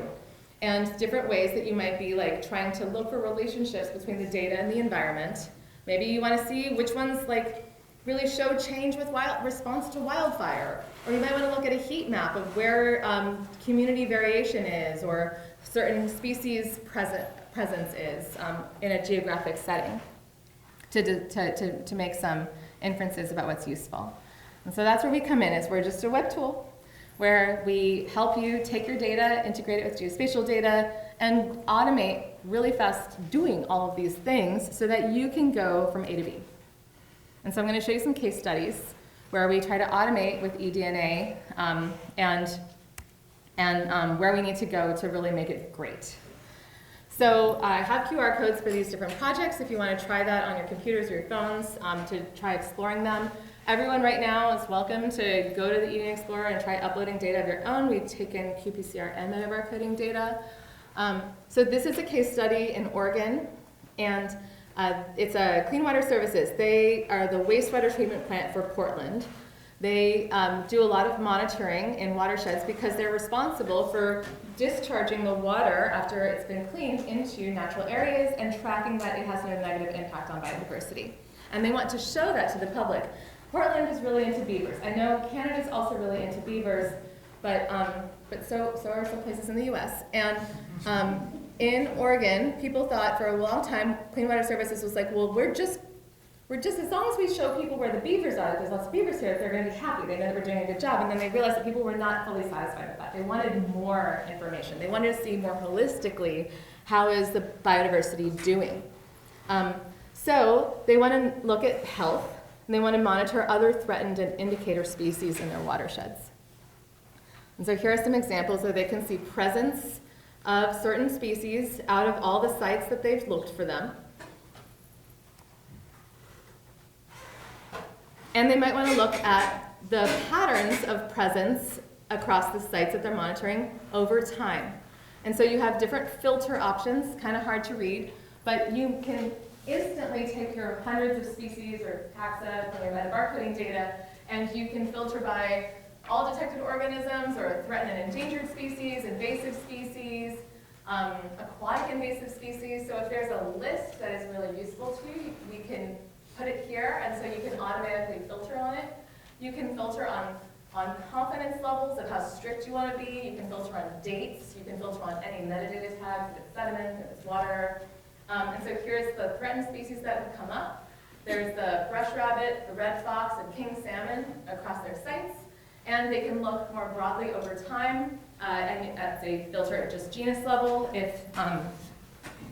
If you want nice summary reports, you can download these as infographics. You can also download all the data underneath them. And you can look at, over time, at different sites and see, oh, hey, these are the places that have this Pacific giant salamander. And so it's really fast to be able to communicate this and get feedback of like, oh, is that something I trust or not? Then we do automated random forest. So across these sites, we have over 400 variables that we pull in from Google Earth Engine and other sources where you get, you upload your data. In a day, you get back the ability to do this for your composition, for your beta diversity. So you can see your model statistics. This is an R-squared of 0.54, or 0.549. This is for vertebrates, so not super strong, but hey, not terrible. And substrate turns out to be the most important. And here we have algae, sediment, and water. That are the three substrates that Clean Water Services used. Next up, we have near-infrared, which is a band that measures greenness, and so a lot of different vegetative properties. And then the project site name. So site by site, there's a big effect. So you can see what are the major variables. We don't do any filtering because we have to automate random forest for people. So of these 400 variables, we let them all compete.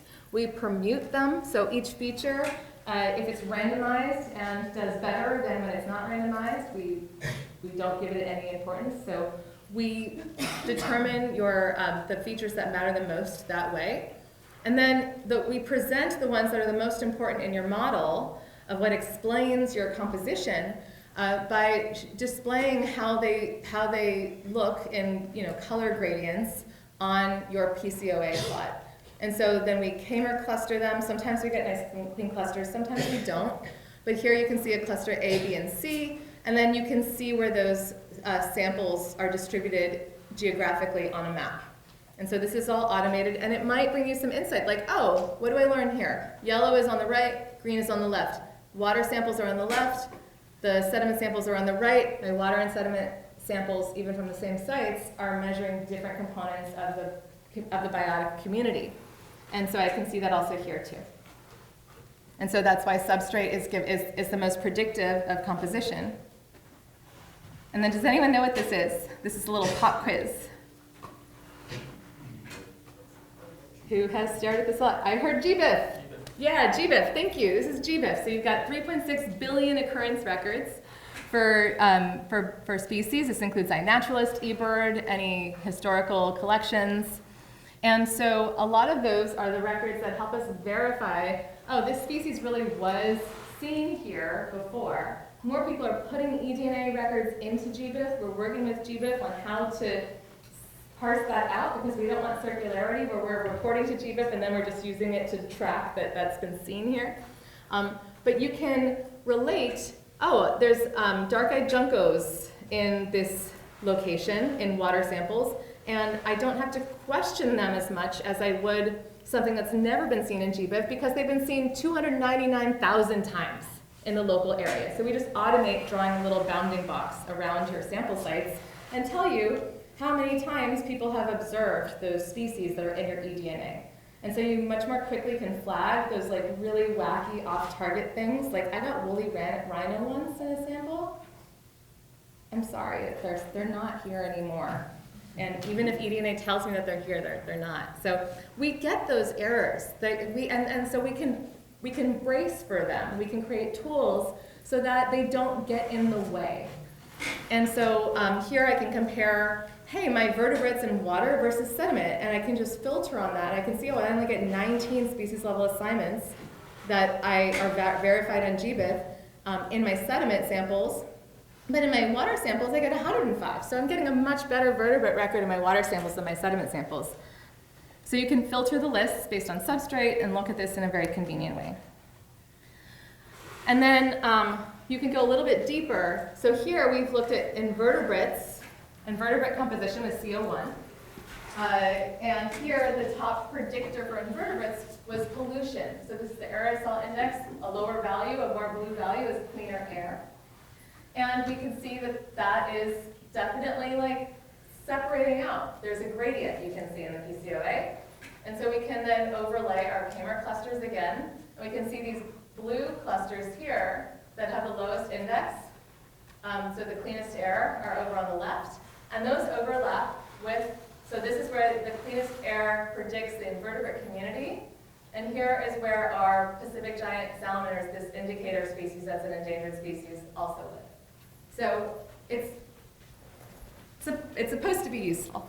I'm really excited about it, and part of that is that we make it convenient for you. We give you the GBIF occurrences for the local, state, and national levels. Eventually, we'll make that more ecologically meaningful, like biome and ecoregion. But right now, this is the most convenient way to do that. And we give you those over 400 geospatial variables so that you don't have to parse them out. And we also have those split along time. So you can have the amount of wildfire in the area in the last 12 months, in the last 3 years, in the last 10 years, in the last 30 years. Because we expect there's a time lag of how those environmental variables shape the biodiversity that you're observing in that instance. There's no reason that the conditions the day before should have large predictive power for what you're observing the next day.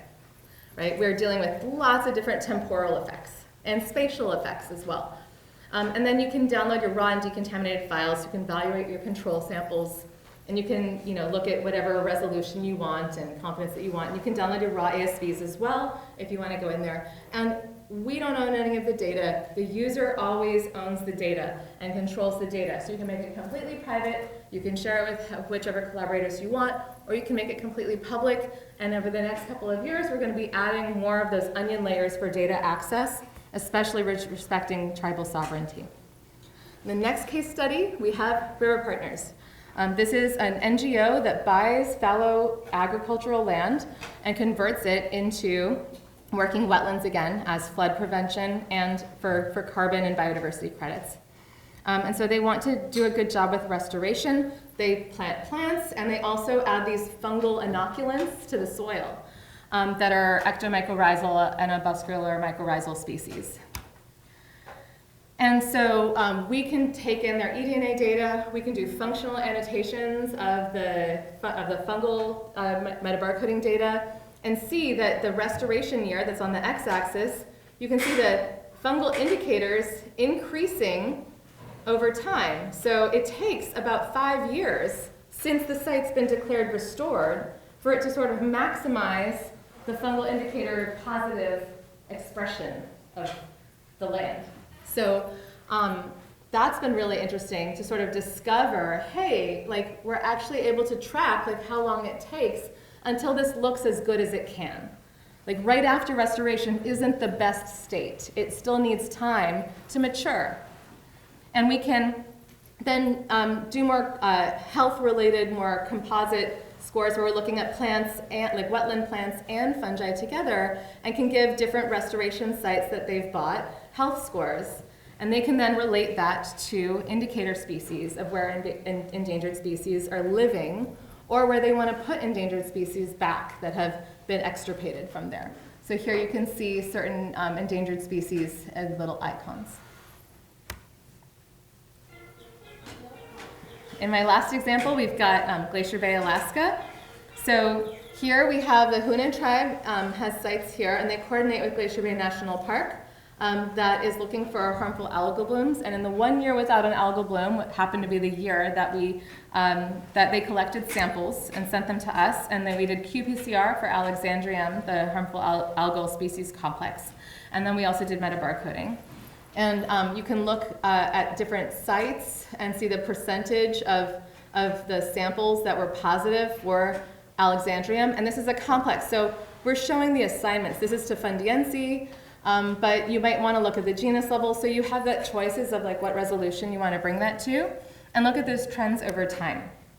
We can also, right, and this is where I need your feedback. We can do this custom, but we can integrate this in automatically. We can look at DE-seq2 and see in different seasons what taxa are statistically overrepresented. So when Alexandrium comes out, you have all these other bad guys. Pseudonychia comes out, and so you can see like more of the gang of bad guys that emerge. That can also cause other types of shellfish poisoning. And you can also look at like when are the good guys there that also eat Alexandrium. So, and you get a lot of this value from running multiple primers and being able to integrate those together. And then if we correlate those back with those Google Earth Engine variables, we can see, oh, actually, like the Alexandrium blooms that we're detecting through eDNA, not through cell counts, are increasing. They're correlated more with water temperature than with day length. And so this might be really useful. We're also seeing some potential effect from ship effluent, which is not supposed to be released. So you're getting leads to other things that might be going on in the system. And my final example, it's about NASA. So we have a new satellite that's coming out in a couple of years. I think this is set for 2028, which is really just around the corner. We're going to all have hyperspectral data for most of the world. And we're going to be able to have it all the time. And the biodiversity community is not that ready to use it. So how do we automatically get you the data partitioned in the way so that you can look at it to track ecosystems, coasts, snow melt, permafrost melt, look at minerals. You're going to have so much data, over 400 different variables.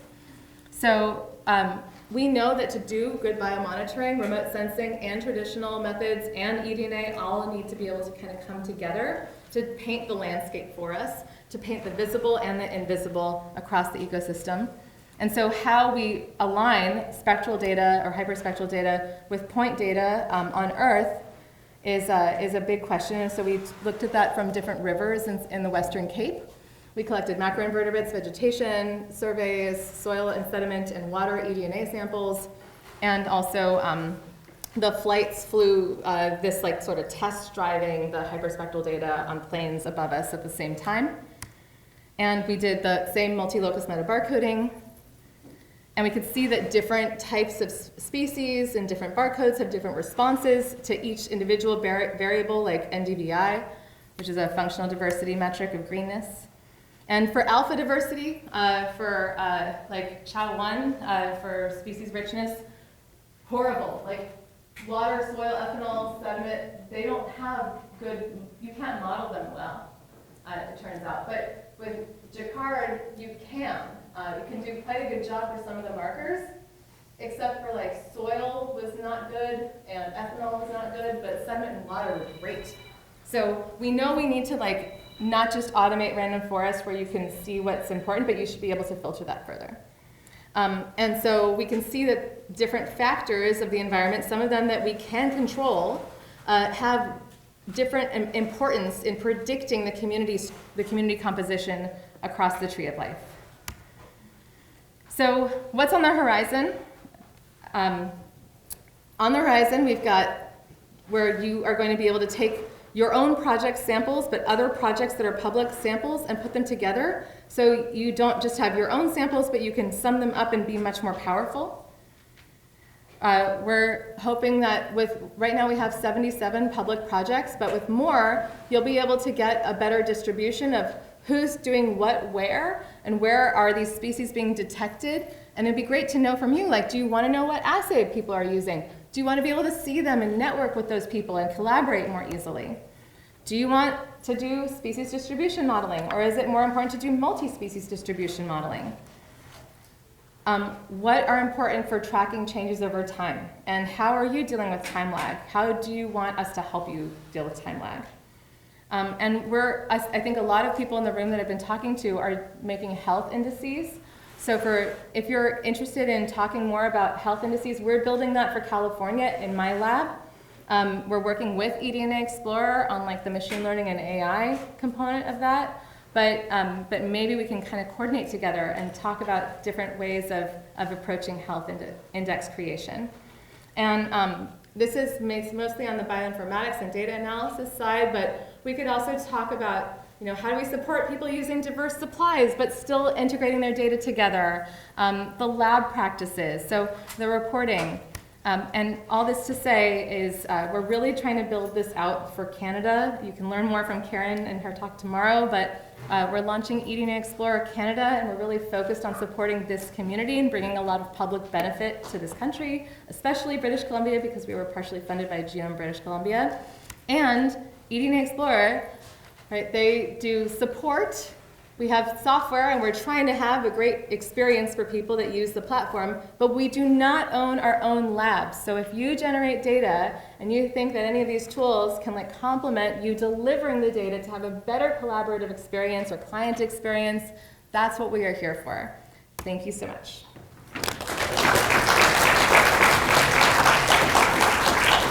Wonderful, thank you so much, Rachel. Do we have any questions? Hi, yeah.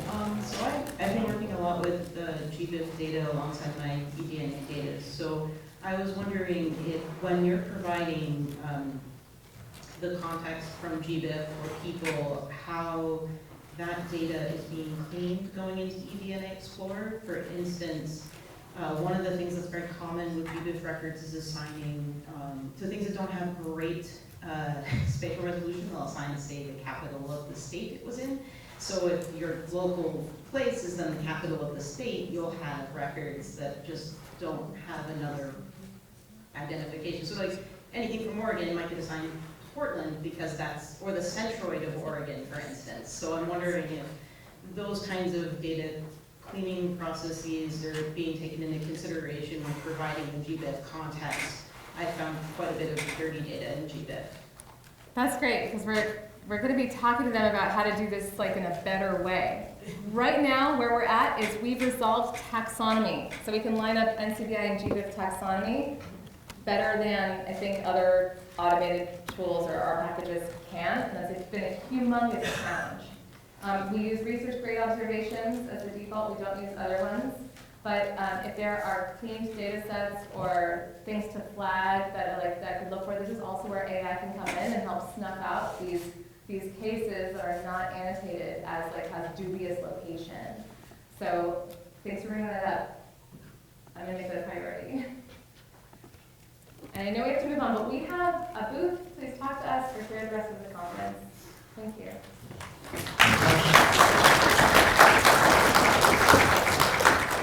Next up, we have a presentation from Ryan Leung. Good afternoon, everyone. My name is Ryan Leung. I'm a PhD student from the University of Guelph. And today I would like to talk about our eDNA study on how NetPen waste deposition affects benthic prokaryotic communities in freshwater. It is an environmental study that uses eDNA to assess the pollution effects from aquaculture. According to FAO, the proportion of sustainable fish stocks had decreased from 90% in 1974 to 64.5% in 2021. This decline indicates that captured fisheries alone may not be sufficient to meet future seafood demand, and aquaculture is expected to play an increasingly important role in supplying fish-based protein. And here in Ontario, we have a long-established NetPen aquaculture industry in Lake Huron. With over 40 years of experience, primarily producing rainbow trout. Because of this industry, every year Ontario contributes over 60% of total trout production in Canada, making it the largest trout producer in the country and the second largest in North America. And this high production is achieved by using an open water system where natural water circulation provides oxygen supply and dilutes dissolved waste. However, the very same system also allows uneaten fish feed, fecal matter, and dead remains to settle to the bottom, introducing large amounts of organic matter to the benthic zones. In theory, this can provide additional food and nutrients for the benthic organisms, but can also disrupt the benthic ecosystem by organic enrichment, promoting opportunistic heterotrophs and microbial decomposition, leading to oxygen depletion. In marine environment, there are already some empirical studies examining these effects, but in freshwater, we only have 19 relevant studies, and all of them examines macroinvertebrates with traditional methods. And out of those, only 3 were conducted in the Great Lakes or Lake Heuvel. One is a paleolimnological study, another 2 are unpublished chapters from a master thesis. So currently, we still don't have concrete evidence on how net pen waste deposition affects benthic microbial communities in freshwater. There are no molecular studies addressing this, and we don't know about their current status in the Great Lakes. And this is where our research comes in. In our present study, we aim to use eDNA metabarcoding to characterize the effects of net pen waste deposition on the benthic prokaryotic communities in Lake Heuvel. Specifically, we examine how the prokaryotic diversity and their community composition change across the distance gradient from the net pen. To do that, we conducted a field experiment at a net pen site in Parisans of Lake Heuvel. On this map, you can see that the farm is in the middle, and given the prevailing westerly wind pattern, we set up a transect from the net pen, extending toward northeast with 6 sampling points from 0 to 200 meters to see how the conditions change across the distance gradient. We also included a reference site on the other side for a control and treatment comparison. At each sampling location, we used a pre-sanitized pornograph to collect surface sediments at water depth of around 35 to 45 meters. We collect at least 3 biological replicates. Each replicate contains 10 grams of sediment, and we also use nuclease-free water as negative controls. As for the eDNA metabarcoding, we follow a very standard workflow. After sampling, eDNA was extracted from the sediment, and the 16S markers was amplified and sequenced. And the reads were then processed for ASV inference, filtering, and taxonomic assignment using Silver as our reference database. In results, we generated about 30,000 ASV and 200 family tester. The ASV were used to analyze both alpha and beta diversity using linear model with distance as a continuous predictor variable. And the results are visualized with scatter plot, PCOA, and distance-based RDA. As for the taxonomic data, they were used to visualize the taxonomic profile using stacked bar plots and identified differentially abundant tester using NCAM-BC and perform the functional inference with PISCeS 2. From this analysis, we identified 5 major findings. First, we find that the community composition shifts across the distance gradient. Here I'm showing a distance-based RDA plot of the community composition constrained by the distance gradient. Points with different colors represent different distance groups. And you can see that samples largely cluster by distance and have a clear spatial separation among them, especially for the 200 meters, which is the farthest apart from the rest. And this pattern is supported by 2 statistical tests, both showing a p-value smaller than 0.01, confirming a significant relationship between community composition and distance. Second, we find that the sample from 0 to 100 meters share relatively similar taxonomic profiles.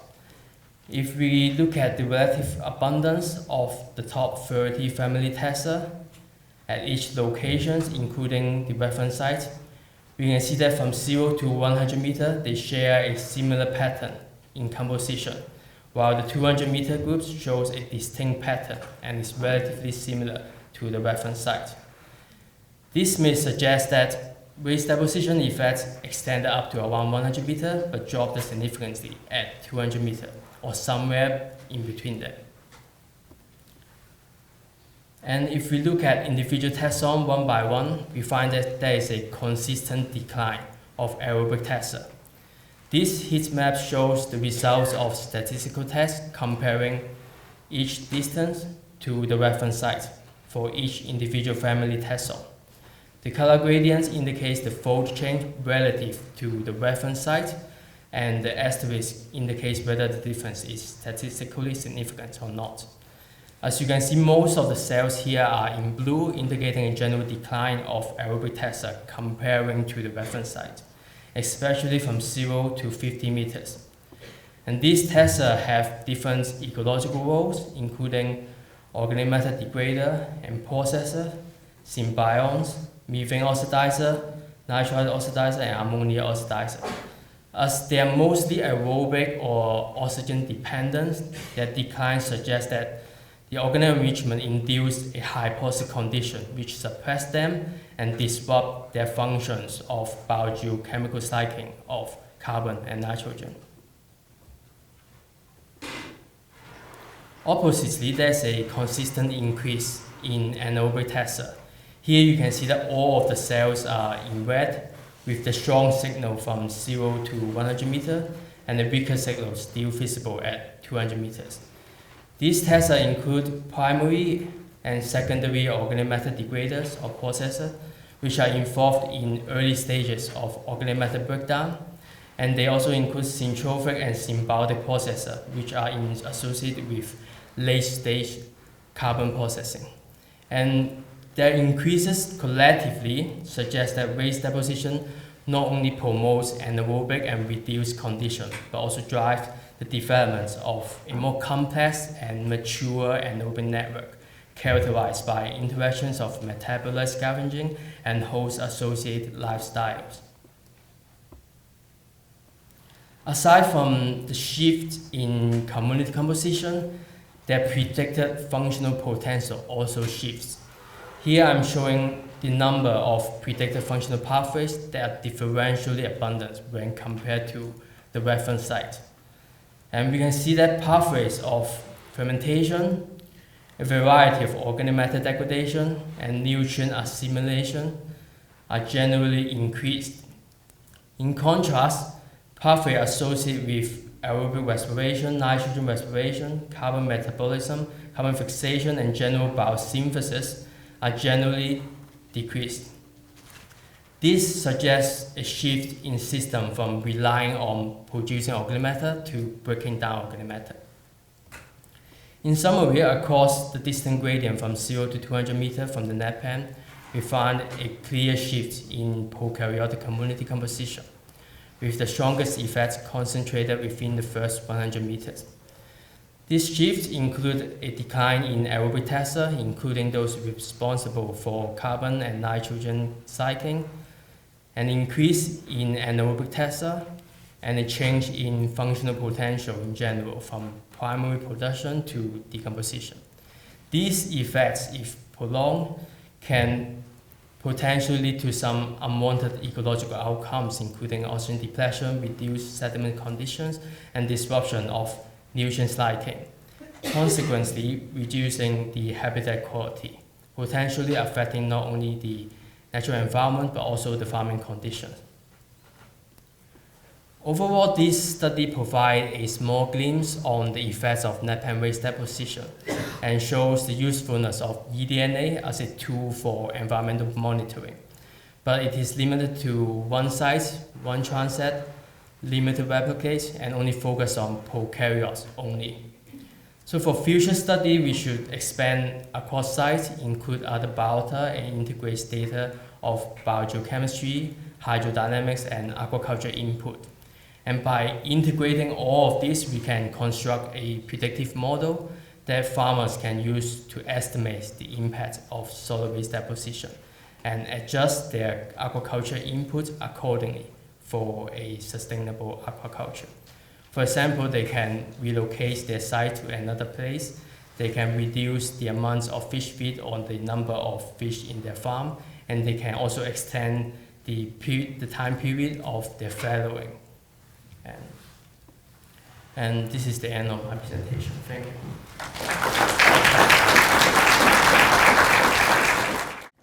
Next up, you'll be surprised to see him again. We'll be back and make another talk. I'm back again. So today, or for this talk anyways, I'm not going to be talking about abundance and EDA, which is something I work a lot on. But we're actually going to be talking about a project that I've been working on for the last 5 years that kind of emerged opportunistically as a part of a larger project, where we used the eDNA to examine the phylogeography of Canadian fishes. This was, like I said, an opportunistic study. It was a really interesting experience because it was one of those things where, like, we saw that it worked. Do you have the clicker? Ah, here it is, sorry. We saw that it worked. Like, one thing would work and we'd be like, oh, that's cool. Could we push this further? And then that worked. And then we were like, we push that further. And it just kept working, so we just kept going with it. So today I'm going to be talking, or for this presentation anyways, on using eDNA to document freshwater fish communities and phylogeography. So again, eDNA revolutionized science of species detection, et cetera, but there's been a lot of potential emergent applications of eDNA that push beyond species detection and population genetics, so the application of eDNA to do things like detect haplotypes and their frequencies is a promising emergent application. And so a lot of recent early studies that have been published have demonstrated promise on using single species model systems. But I want to remind you folks here that the advantage of eDNA is always in its scale. When you take an environmental sample from an environment, you potentially collect eDNA or DNA from any organism present in that environment. So with that in mind, I want to introduce you guys to the GenFish 500 Water Body Survey, which is what I've spent the last 5 years of my life coordinating and working on. We went out and sampled eDNA from 500 water bodies across all of Canada's major ecoregions. We compiled a database of 2,500 individual samples that we metabarcoded with between 2 to 3 markers, and it was a massive collaboration that involved contributions from 26 different community groups, research groups, and labs across the country. So we amplified these eDNA samples using what we refer to as long amplicon eDNA metabarcoding markers. What I mean by that is, well, so pictured here is a graphical representation of the 12S gene. You can see very commonly used metabarcoding, short amplicon metabarcoding markers like the teleo marker and myfish marker, and where they fall along that gene. The two, they typically produce amplicons ranging from between 50 to 170 base pairs in length. The markers that we designed for GenFish produce amplicons ranging from 230 to 340 base pairs in length. The advantage of having longer amplicons is that you capture more potential variation. And we ended up publishing a study last year that showed that our markers that we designed here do actually help differentiate species, particularly those that are very closely related and often difficult to differentiate, like skeletons. I don't think it worked for Coghlan, but nothing works for Coghlan. But anyways, so that was the original intention of these markers. But we noticed pretty quickly that they were really good at actually capturing interest-specific variation as well. You can see that when you look at the raw statistics. We detected 170 different species, but we recovered almost 800 unique haplotypes present in our database. The first thing we noticed is that after very stringent filtering for errors, we were left with about 20% of the haplotypes that we recovered that weren't actually found on large public-facing repositories like GenBank. So they're essentially what we refer to as novel haplotypes. I think that's pretty cool because it kind of documents the potential in the same way that people were talking about, what was it, dark microbial sequences. It highlights the potential of eDNA to actually discover, potentially ecologically or evolutionarily relevant genetic variation. But we also noticed pretty quickly, again, that the distribution of these haplotypes often exhibited pretty striking spatial structure. Lake chub here are a great example of this, but this was very commonly observed across species in our database. Here's long-nosed dace, here's lake trout, and here's Arctic grayling for you, Heather. So this, again, these are cherry-picked, visually striking examples, but it was pretty common overall in the database. So we thought, okay, we have a pretty big database here, maybe we could actually start quantifying this systematically. So we limited our analysis to species that we felt had a reasonable sample size, the ones in which we detected them in more than 5 water bodies. So we had 82 species that satisfied that criteria.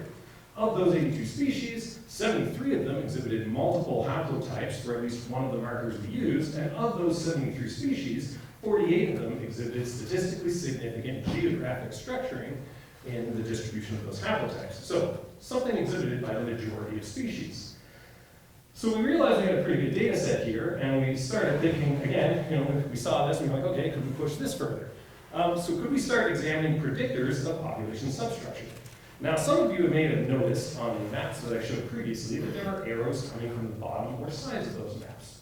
Those represent the refugium from which these species colonized Canada following deglaciation about 10 to 15,000 years ago.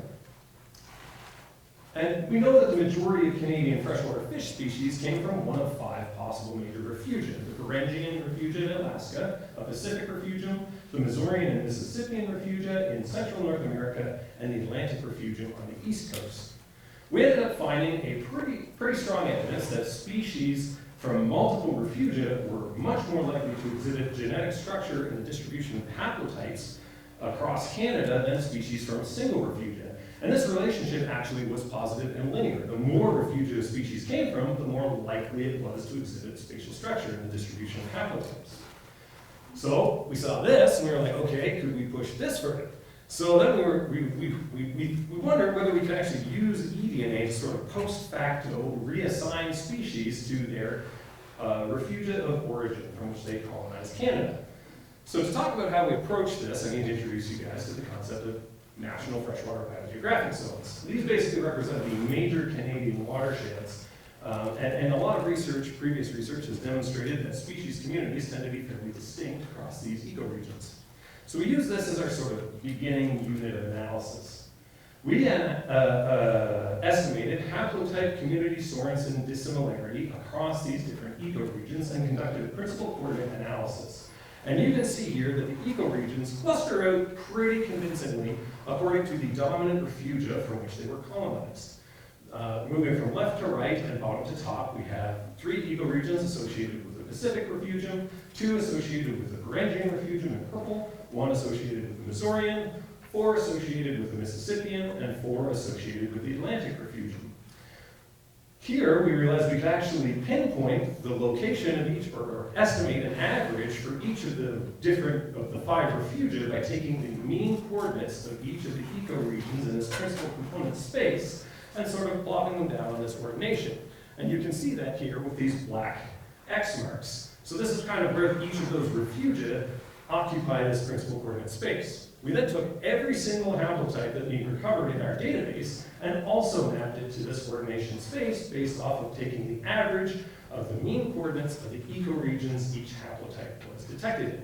And then we assigned each haplotype to one of our refugial centroids by minimizing the Euclidean distance between the nearest centroid.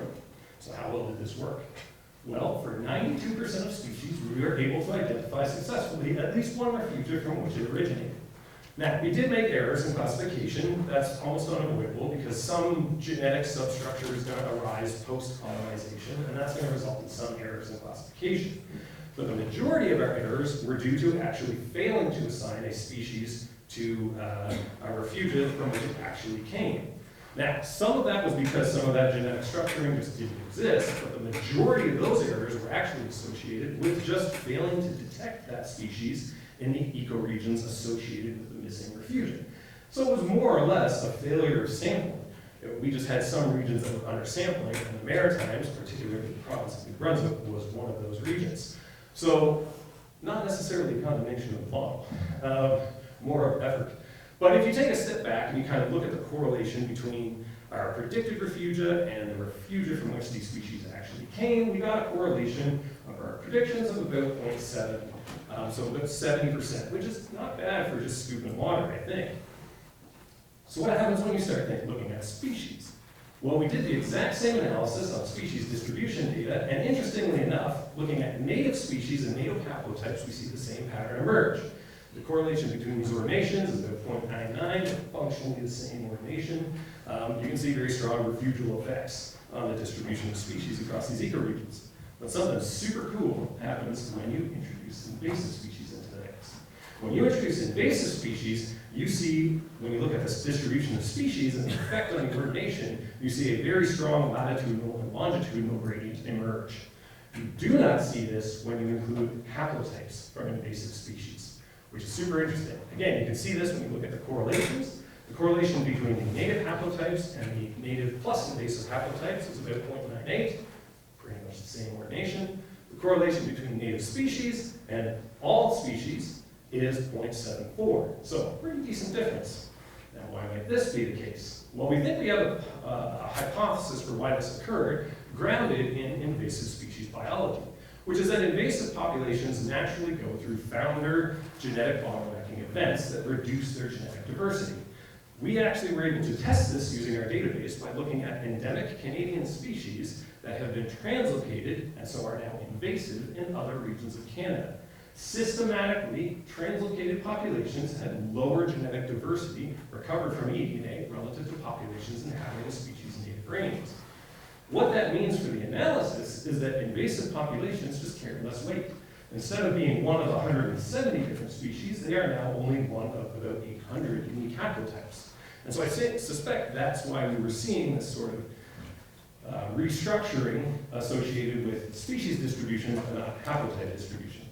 So I think we make a pretty compelling argument here that eDNA is pretty useful for phylogeography. We use eDNA to discover novel haplotypes, identify broad-scale spatial structure in the distribution of those haplotypes, linked that substructure to their refugial origins, demonstrated that species communities are undergoing a restructuring due to invasive species along latitudinal and longitudinal gradients, but demonstrated that that haplotype data still retains that historical sort of post-glacial refugial structuring. And yeah, so this was a very interesting project to work on because it's kind of cool because eDNA could potentially represent two different sort of temporal scales by looking at different levels of the data. Haplotype data could potentially have that sort of historical signal, whereas species distribution data reflects the contemporary processes that are structuring freshwater fish communities in Canada. So, I'd like to thank all the folks involved in this, way too many to name, massive undertaking, lots of organizations and people involved. But yeah, this was a project that came out of the Gemfish sort of research project / research organization. So with that, I'm happy to take any questions if there's time. Next up, I would like to introduce Dilini Abeyrama. Thank you. So I'm Dilini Abeyrama. I'm postdoc at Queen's University, and I'm going to talk to you about using eDNA to discover drivers of temporal changes in fish communities in Upper St. Lawrence River. And to start, I want to talk first about some biodiversity. So what is biodiversity? Biodiversity is the extraordinary variety of life on Earth, which includes genetic diversity, which is the variety between individuals of the same species, and then species diversity, which is the variety of numbers and relative abundance of species of different species, and finally ecosystem diversity, which is the variety of habitats, communities, and ecosystem functions in a given area, such as a river, wetland ecosystem, or desert, or any other ecosystem. So why do we care about biodiversity? As we all know, biodiversity, like nature, is providing us so many things like food, other natural resources, and maintaining or like balancing the ecosystem function. So without biodiversity, it's hard for us to survive. And unfortunately, biodiversity is not doing so well. And according to Worldwide Fund, Living Planet Report 2018, there are 5 main anthropogenic stresses that are threatening the biodiversity. Habitat loss, which is the main threat, which is causing about 80% loss of biodiversity across all taxa, and overexploitation, which is the use of natural resources at a rate faster than that they can regenerate or reproduce naturally, and invasive species that are being introduced to non-native areas, and then they start thriving, threatening the native species in that particular area. And pollution, it can be either chemicals, fossil fuels, or plastic, or any other pollutant that come into the ecosystem and affect its balance, and also affect the well-being of the species in that ecosystem. And finally, climate change, which result in long-term shifting of temperatures and temperature changes, and also weather conditions. And if we look at the global biodiversity decline in different ecosystems, marine, terrestrial, freshwater, during the time of between 1970 and 2020, you can see that none of them are doing well, and especially freshwater ecosystems with a decline of about 85% over the last 50 years is terrible. And so why these freshwater ecosystems are important, and what are the impacts of these anthropogenic stresses on freshwater ecosystems? So as we know, the climate change increase the temperatures, and this can increase the level of water in these freshwater ecosystems, and then habitat degradation or fragmentation, like through the building of dams. This may discontinuation of different populations, and if it's like flood conditions, they will make some barriers for some species while connecting different populations of other species. And due to such effects on these freshwater ecosystems, the balance is affected, and we humans are also going to get affected, because it's going to affect all the resources that come from these freshwater ecosystems, like food, pure water, and all other ecosystem functions that help the survival of human as well as other species. So in order to protect and conserve and manage these freshwater ecosystems effectively, we need to monitor them. To monitor them, it's hard to keep looking at all the components of the freshwater ecosystems, and to do it in an effective way, we can pick 1 or 2 communities from this ecosystem and keep monitoring them. So fish assemblages. Fish assemblages are one of such communities that we can use to monitor the freshwater ecosystem health, and because these fish assemblages are affected by both abiotic and biotic factors, and by comparing the status of fish assemblages and effects of these different factors, we can monitor the ecosystem health. So based on that, we use environmental DNA. As we all know, we can use different tools to monitor freshwater ecosystem, but as we all know, environmental DNA is one of the novel and non-invasive tools that we can use. Through all these talks we had since yesterday, I'm pretty sure we all know what's eDNA, and so I'm not going to talk about what is eDNA, and I'll jump into the methods that we used. In collaboration with River Institute and Mohawk Council of Akwesasne environmental program, we have been collecting water samples from multiple sites along the upper St. Lawrence River from Montreal to Bay of Quinte from 2019 up to this year, and it's a continuation project which is the Fish Identification Near-Shore Survey or FINS survey. And using these water samples from 2021 and 2024, we constructed 2 eDNA metabarcoding libraries using MyFish 12S primers. And we look at what are the, or like how the fish assemblages changed between the 2 years, and in order to see if there's any correlation between changes in these species occurrence and any of the environmental parameters we collected during the surveys, we did a simple correlation analysis.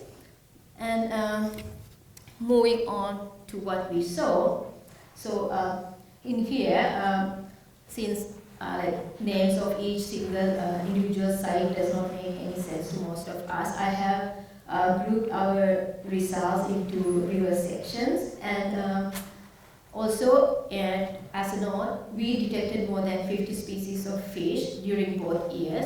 And for the sake of clarity and to make it legible, I have focused only on a few invasive species, which are represented by a red star, and some at-risk species. And blue is to represent detections in 2021 only, and yellow for 2024 detections only, and green for detections in both years. So, as you can see, unfortunately, the invasive species are doing so great, especially round goby and common carp. We detected them in almost all the sites, either in 2021 or in both years. And the tube-nosed goby looks like it's continuing its expansion over along the river, because we detected the round tube-nosed goby at more sites in 2024 than 2021. And unfortunately, the at-risk species, except for farm-nosed shiner, which was detected in multiple sites in 2024, although we didn't detect any in 2021, all other species, American eel, cutlet minnow, and Atlantic salmon, was detected only in 1 or 2 sites in 2021. And as for correlation that we tested, we couldn't find any significant correlation between the change of occurrence of these species with any of the environmental parameters that we measured during our surveys. And as for the summary, so the fact that we did not detect any significant correlation could simply be because there was not any significant correlation between the parameters and the changes in the occurrence. But as we know, that 2021 and 2024 are 2 close years, and it could be that we did not detect any significant change over this short time period, and therefore we did not detect any significant correlation between the occurrence and these environmental parameters.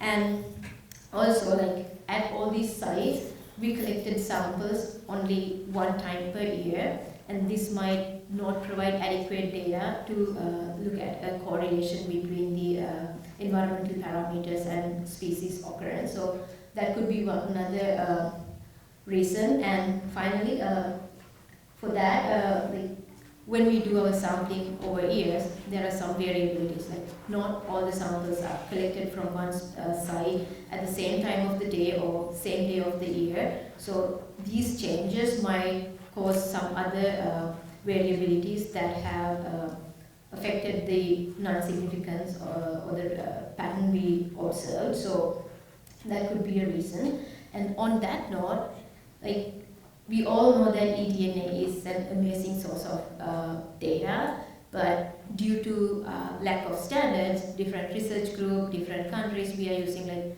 whatever we can and whatever is available when we do our experiments. But if we can come up with some eDNA protocol standards, we can do a lot of comparative analysis, like not just temporal comparative analysis, but like between different research groups or between different areas of the regions of the world. We can do so many comparative analysis, but in order to see the actual results, we should make sure that all the variables are, or the constants are kept the same throughout the studies. Otherwise, it's no point of doing the comparative analysis. And finally, like we all know, it's not possible to avoid all these variabilities. And in such cases, if we can come up or develop some advanced statistical approaches that we can use to account for these experimental variables and still that they are not affecting the final outcome, that will be a great help for all eDNA users. And finally, I would like to thank all the people and all the institute that became a part of this experiment and make this a success. Thank you.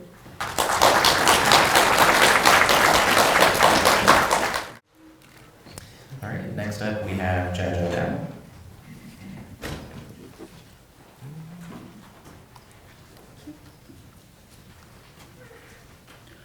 Good afternoon, everyone. I'm Jiaojiao Diao, a postdoc fellow at the University of Guelph. Today, I'd like to talk about how soil eDNA can help us better understand mine reclamation. I would like to start with a simple question. How do we know a reclaimed ecosystem has recovered? To answer that, let's first look at how recovery is usually measured. We mainly use two indicators, soil and vegetation. The soil includes organic matter, nitrogen, and pH. Vegetation includes vegetation cover, richness, and woody growth, and others. These are practical and widely used. They tell us the current stage, but they do not tell us how the system got there and where it's going. So the soil environment DNA contribute. It can tell us who is there by the community composition analysis. Also, with some functional information, we can know what they are doing. And with the soil environment DNA, we can have some chance to know how they interact with soil and vegetation.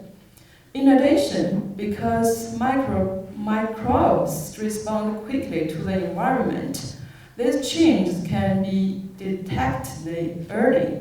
So we set up a 9-year field experiment. The study was conducted at Dilini Lake mine in northern Ontario. I didn't put the location, the mine till plot here. Please recall the photo in Yoamel's PPT slide. And the experiment started in 2015. We used a randomized block design with 8 treatments with 5 replicates per treatment. The treatment included peat, biosolids, fertilizer, oats, and the control. The peat was stockpiled on site for about 4 years after mining before reapplied during the reclamation. And the oats, we planted the oats in August 2015. Then we applied the peat, biosolid with fertilizer and others in the October of 2015. And we planted native species, include alder, spruce, pine, and willow, and with other grasses to evaluate their recovery. Additionally, some native and non-native species naturally colonized the plots after planting. So based on the design, we collected the samples every year except the COVID several years. In this presentation, I will focus on 3 time points, year 2, year 5, and year 9. At each stage, we measured vegetation, includes vegetation height, vegetation cover, and soil chemistry, include total nitrogen, total carbon, organic matter, pH, etc., and bacterial communities using 16S rRNA dataset to study its alpha diversity, beta diversity, and the precrust to predict the functional pathways. Then we integrated this dataset into the piecewise structure equation model to better understand recovery over time. So what did we find? Let's start with vegetation. On the right panel,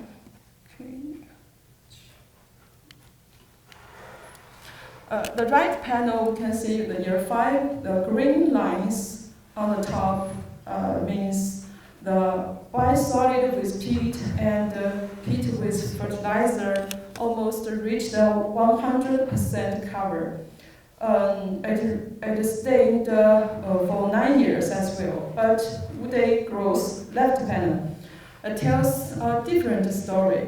By year 9, the bisolid with peat, the very top one with green, it reached about 175 centimeter, while the oats with fertilizer just around 98. So even the color looked similar. The growth trajectories were already diverging. So this raises a very important question. If vegetation cover looks the same, are these systems really recovering the same way? Or is there something different happening beneath? To answer that, we looked below ground, starting with soil. The peat-based treatment, also with the green lines, had a much higher carbon. It's around 3 to 4% compared to the below 1% in others. Organic matters showed an even larger gap, and nitrogen was also higher. This difference appeared early and stayed over 9 years. So even with similar vegetation cover, the soil environments were very different. And the next question is, did the microbes respond? We first looked at the microbial diversity, channel diversity. Unlike vegetation and soil, for microbes, we also include a reference site, both undisturbed boreal forest and a historical reclamation site from about 50 years ago. So at year 2, we can see the result from the figure. The peat-based treatment showed higher diversity. By year 5, diversity increased across treatment, and the difference became smaller in year 5. By year 9, this difference were no longer significant. You can see all the A letters A in the 9 years. So based on the channel diversity alone, the community appeared to converge over time. But similar diversity actually means similar recovery trajectories. Next, we looked at the beta diversity.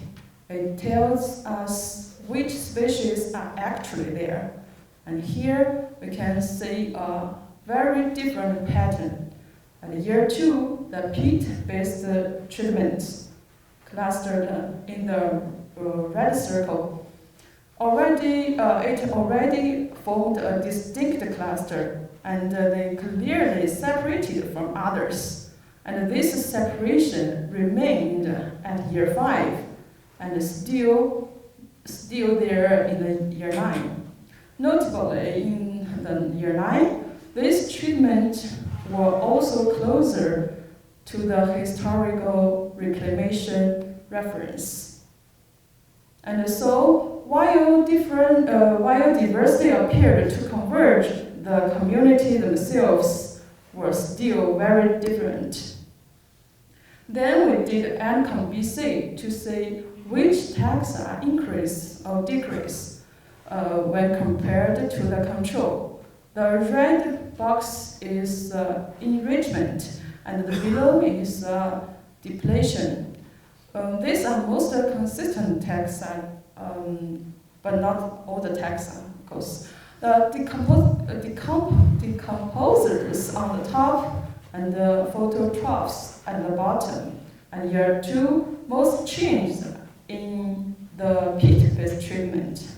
With the left side was a red box, and more decomposers, fewer phototrophs, And on the right, almost no change. By year 5, these patterns spread to other treatments as well. By year 9, we start to see a shift. Some phototrophs show up in a low input plus, that is the fertilizer, bisolid, oats, and others. So instead of converging, these communities are moving apart. So then, that's who is changing. The next question is, what are they doing? Then we looked at the predicted functional pathway using PISCeS 2. It means what the microbes are doing. The heat map shows a representative subset, and this pathway falls into 3 groups: nitrogen cycle, carbon cycle, and decomposition. At year 2, we identified 42 pathways in total. Now this one is also compared to the control. And as the last one, with the same with the last one. Right, never mind. The red box means increase, and the blue box means decrease.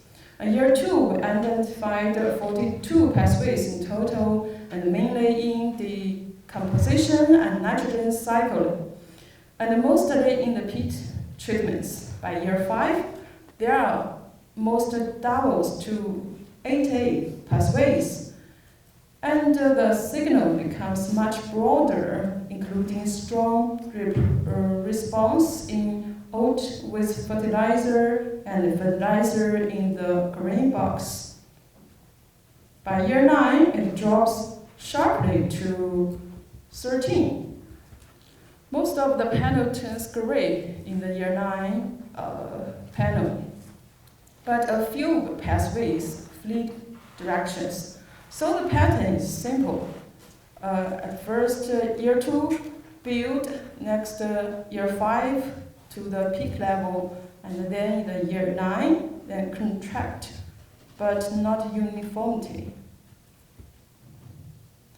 And to see how this actually plays out over time, we use the structural equation model to integrate soil, vegetation, and microbes. At year 2, recovery is mainly driven by microbes.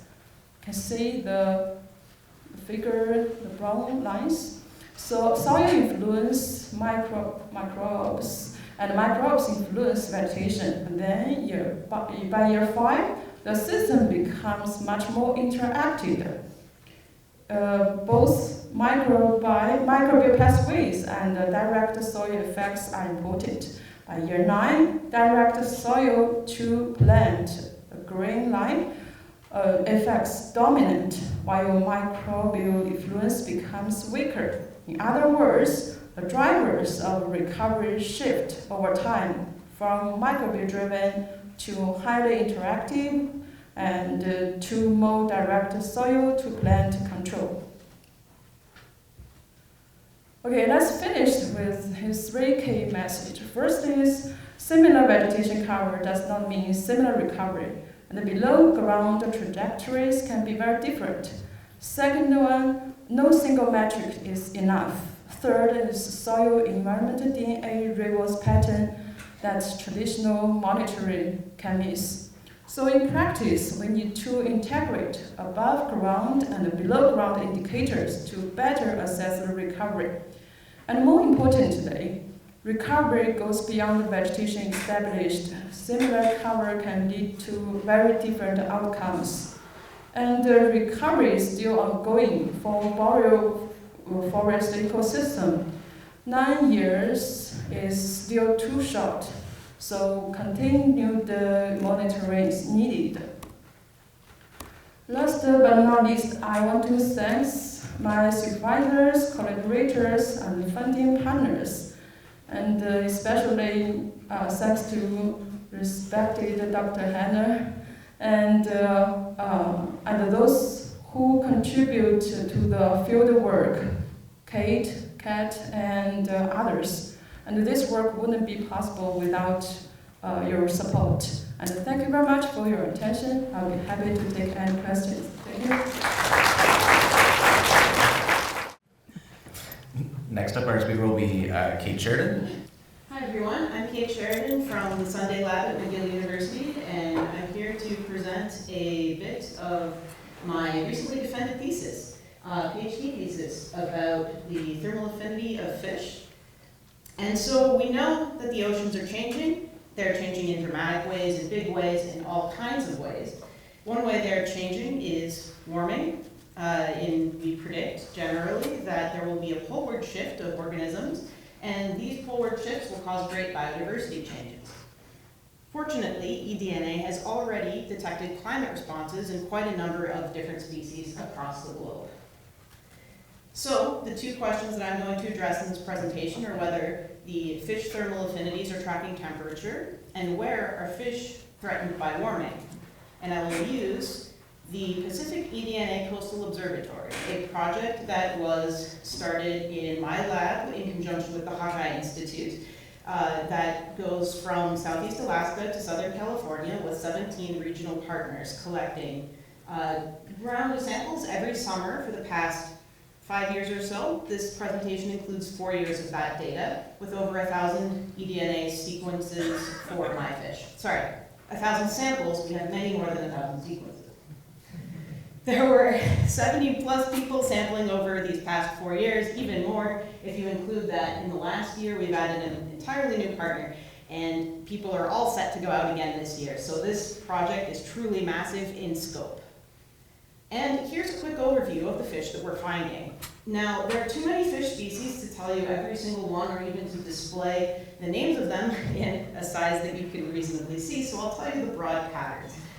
First, at the bottom of our range, south of this little blip in California, this point called Point Conception, which I will bring up many times in this presentation, we have lots of very unique fish species. Many of them are entirely unique to south of Point Conception in our study area. Above that, we see a very large range of a fairly consistent community that goes from approximately north of Point Conception all the way to southern Alaska, where we see a similar community but with much less species. So the farthest north in our range has relatively few species, but they're consistent generally. So here's what the entire dot plot looks like. Again, this is similar to some of the other dot plots we've seen throughout this conference, where we have sites and then we have fish. Right now I don't have anything for size, I just have dots. So you can see the biogeographic pattern here, unique species, lots of kind of consistent community going all the way up to the north, and then somewhat species poor area in Alaska. So what do we expect with this particular data set? So when I'm looking at thermal affinities, I'm expecting that there will be a higher thermal affinity of communities where there is higher temperature. And I've displayed the sea surface temperature. The mean is the sort of black line over the last 5 years. But I'm not only looking at means, I'm also interested in the warmer side of that temperature. So the next line with dashes is the 75th percentile of the summer sea surface temperature, and the dotted line is the 95th percentile. So with here, we're hoping to kind of capture some of the heat waves and heat events, even if we're not necessarily looking at those specific events particularly. I expect that the regions that are farthest over here are going to have the highest thermal affinities. So of course, south of Point Conception, we expect them to be the warmest fish.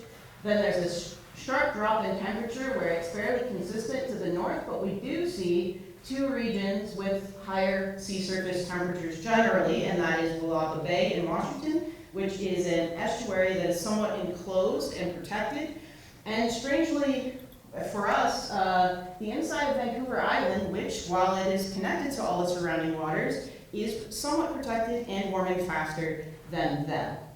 We also expect, as far as vulnerability, that Point Conception, south of here, or maybe even just north of it, will be the place of our highest vulnerability, as many of these species that we see all up and down the range extend past Point Conception, and that represents the southernmost edge of their range.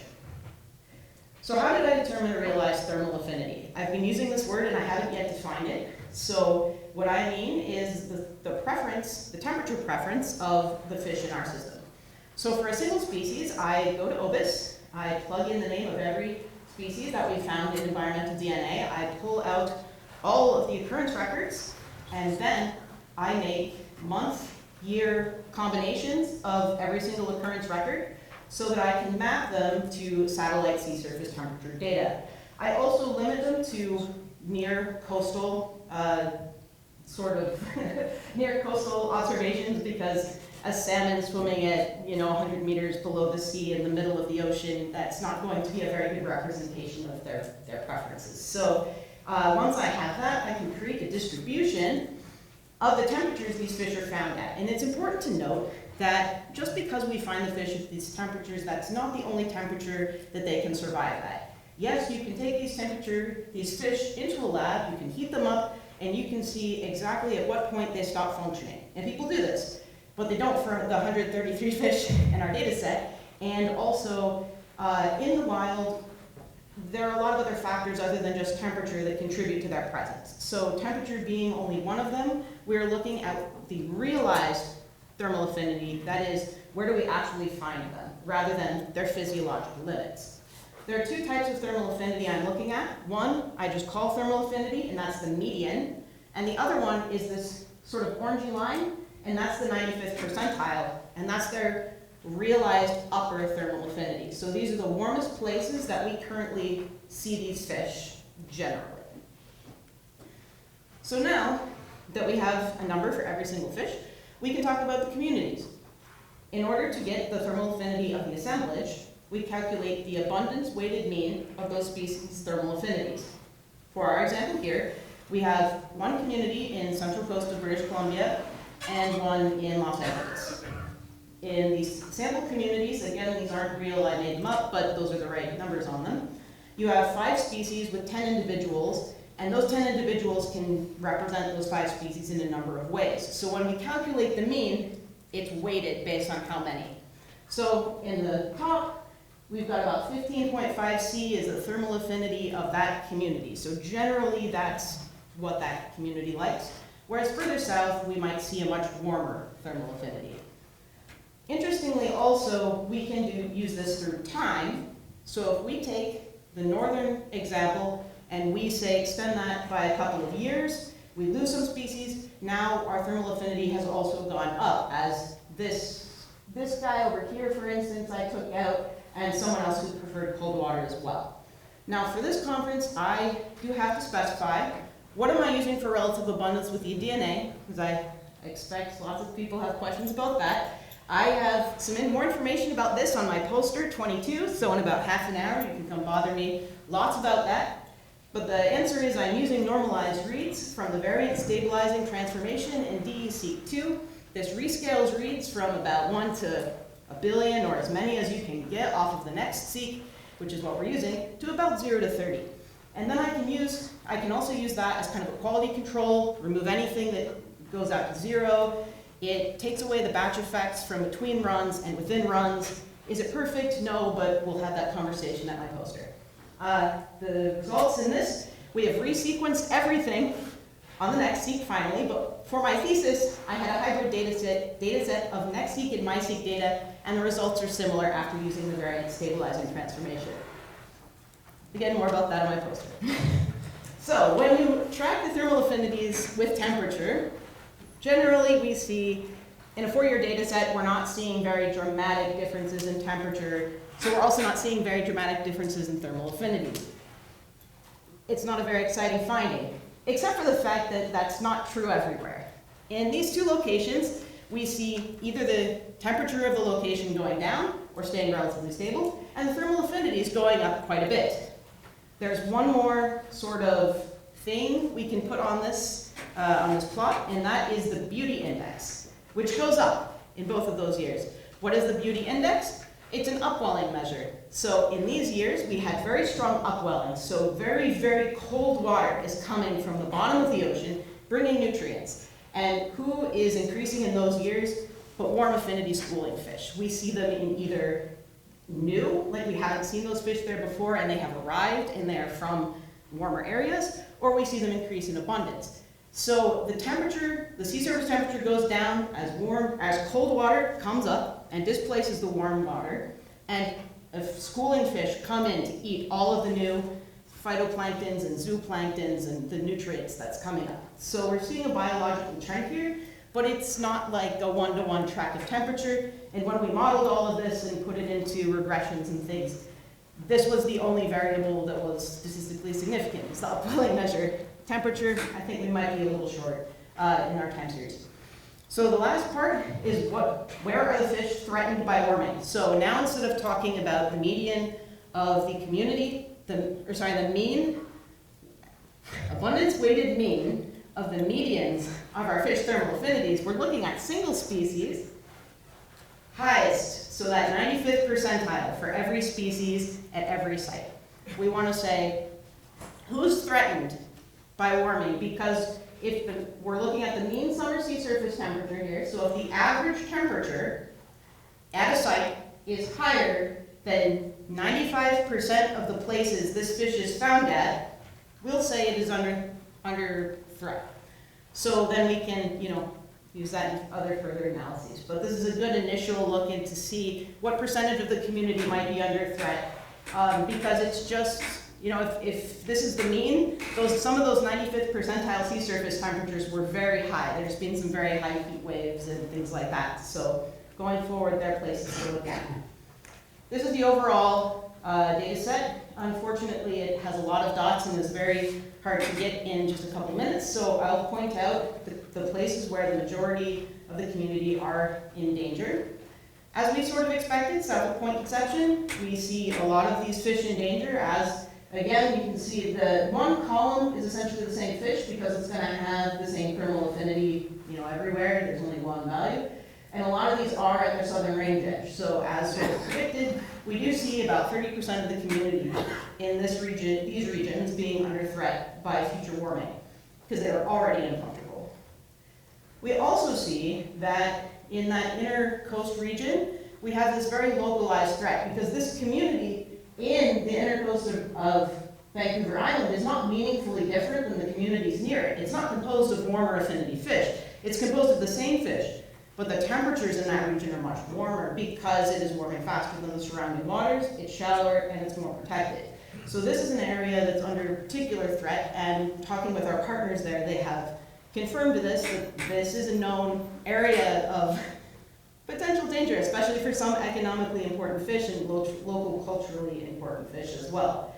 We did not find that Willapa Bay was under a particular amount of danger, as we sort of predicted, because even though it is a protected estuary and has similar characteristics to the inner coast in that it's warming very fast compared to the surrounding ocean, it does not seem like there are as many cold affinity species living there, probably because it's sort of always being warm. But that's something we're discussing further with that partner as well. There's an overall lower diversity in Willapa Bay as well for some reason. So that's going to be a fun, exciting adventure that one of the future grad students of the lab will probably present to in a few years. So the take-home message is the next steps. Are they fish thermal affinities tracking temperature? Our time series was not particularly long, but it shows consistency. We're seeing the nutrient-rich cold water from upwelling events driving the thermal affinities up as warm affinity schooling fish come in. We see South of Point Conception, fish being threatened by warming as they're at the edge of their warm range. And we're also seeing localized threats as there are regions with water warming faster than the surrounding waters. So in the future, we have collection getting ready to start this month. I believe our first partners will be going out, so the project is continuing. The data for 2025 is almost ready, so this will be, next PISCeS, there will be even more. I'm using it as a training data for the next grad students as I am on my way out of the lab and am currently looking for work. So if anybody is ready for a tech or a postdoc in about December, after my summer gig is over, I've got my email there. I'm revamping my online presence. Email is also on this slide too, because I want to thank everybody that is involved in this massive project. I can't fit all their names on the slide. This is maybe a fraction of it. So thanks to all of them and the funders and everyone for listening. So.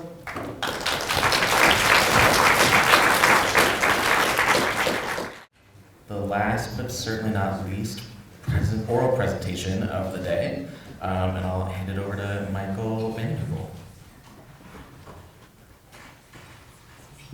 Thanks very much for bearing with me. I'll try to make this quick so that we can all get to drink. So, though I do have a confession to make, I've never been able to think of a clever title in my life ever. I thought this was pretty good, but it is ChatGPT that thought of it. So. No, but then again, I saw a commentary recently from David Fromm that said AI is kind of like talking to yourself. So maybe I am that clever, I just don't know it. But anyways, any nice fish pictures are Sean Lansman, his former PhD student, is now at Carleton, so you can check out his website. So this particular study is cobbled together from a variety of student studies. It came out of a particular need where we just couldn't collect the fish enough places in the time we had to do it, and we started to look at eDNA in terms of how could we use it quantitatively as a tool in small streams in Prince Edward Island. So just to tell you a little bit about the hydrology and fishes of Prince Edward Island, there's almost 200 small coastal streams, so that's a lot of electrofishing to get any sense even there of what's going on. So dominated by groundwater for both the needs of humans and freshwater organisms. So increased demand for fresh water and agricultural purposes requires an understanding of the fish populations and biodiversity and changes, and we're doing much other DNA work on that, but I'm going to focus on the quantitative aspects. So for that, so you can see a nice drone image here in the winter time of a spring coming into a stream, putting nice warm water in the winter time. So cool in the summer, warm in the winter time, so ideal for some salmonids. So because of the groundwater-driven cold water streams and limited colonization from those glacial refugia, in fact, there is one Mississippian, obligate freshwater Mississippian species on PEI, this limey sculpin, that probably got there 6 or 7, not including introduced species, about 6,000 or 7,000 years ago when PEI was joined to the mainland. So it is the only one, so everyone else probably came through the ocean from the Atlantic refugia. So very low fish community just because it's the end of the road, so nobody got there. So very dominated by salmonids that colonize through those coastal pathways. The two native species being the Atlantic salmon, which is locally very threatened, probably down from about 70 or 80 watersheds to 20 where it's still remaining. So as opposed to the brook trout where I expect to find them in puddles in the parking lot sometimes because they're just absolutely ubiquitous. So we've introduced salmonids, rainbow trout, so is introduced many years ago and is very prominent in some areas.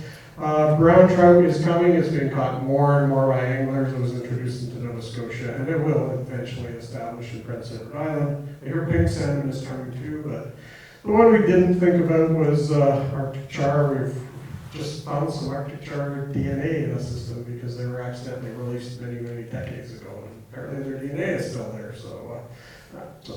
So study methods, typical small Prince Edward Island stream, they're all about the same sort of magnitude, some slightly bigger, some slightly smaller. So I'm just showing the electrofishing eDNA sites that I'm going to present here. We have many, many more hundreds of other sites around PEI looking at presence absence, but it was just too much to get in a 12-minute talk. So you will see that we had a perfectly designed study for the exact same sites in 2021 and 2022. And as with much field work, I'll explain in a second why it didn't quite happen the way we wanted it to. We also have a bit of a sub-study on Coles Creek, which is a study specifically around groundwater abstraction for the city of Charlottetown. So with a new well field shown by the triangles, and we've been studying that since 2016 before they put the well field in. It's unique in that we actually have 12 electrofishing reaches, all within relatively close proximity. This is sort of about a 5-kilometer long watershed, so very agricultural, as you can see by the sort of beige images to the left, which is pretty typical for the million-acre farms. They call PEI quite often. So 3-pass electrofishing at 76 sites using a Hultac electrofisher. September and October, late September and October, because that's when brook trout stop growing essentially, and brook trout growth at the end of the year is a focus of many of those studies, so that's originally why we chose that time. 25 meter reaches, with the exception of our initial study area at Coles Creek, which is 50 meters. We had to knock it down to 25 just to be able to do 2 reaches per this H stream we wanted to. 3 pass depletion methods without barrier nets. I don't know why that says with, but without barrier nets, because they don't do very much on PBI. Length, weight of fish, pass number of species recorded for every fish.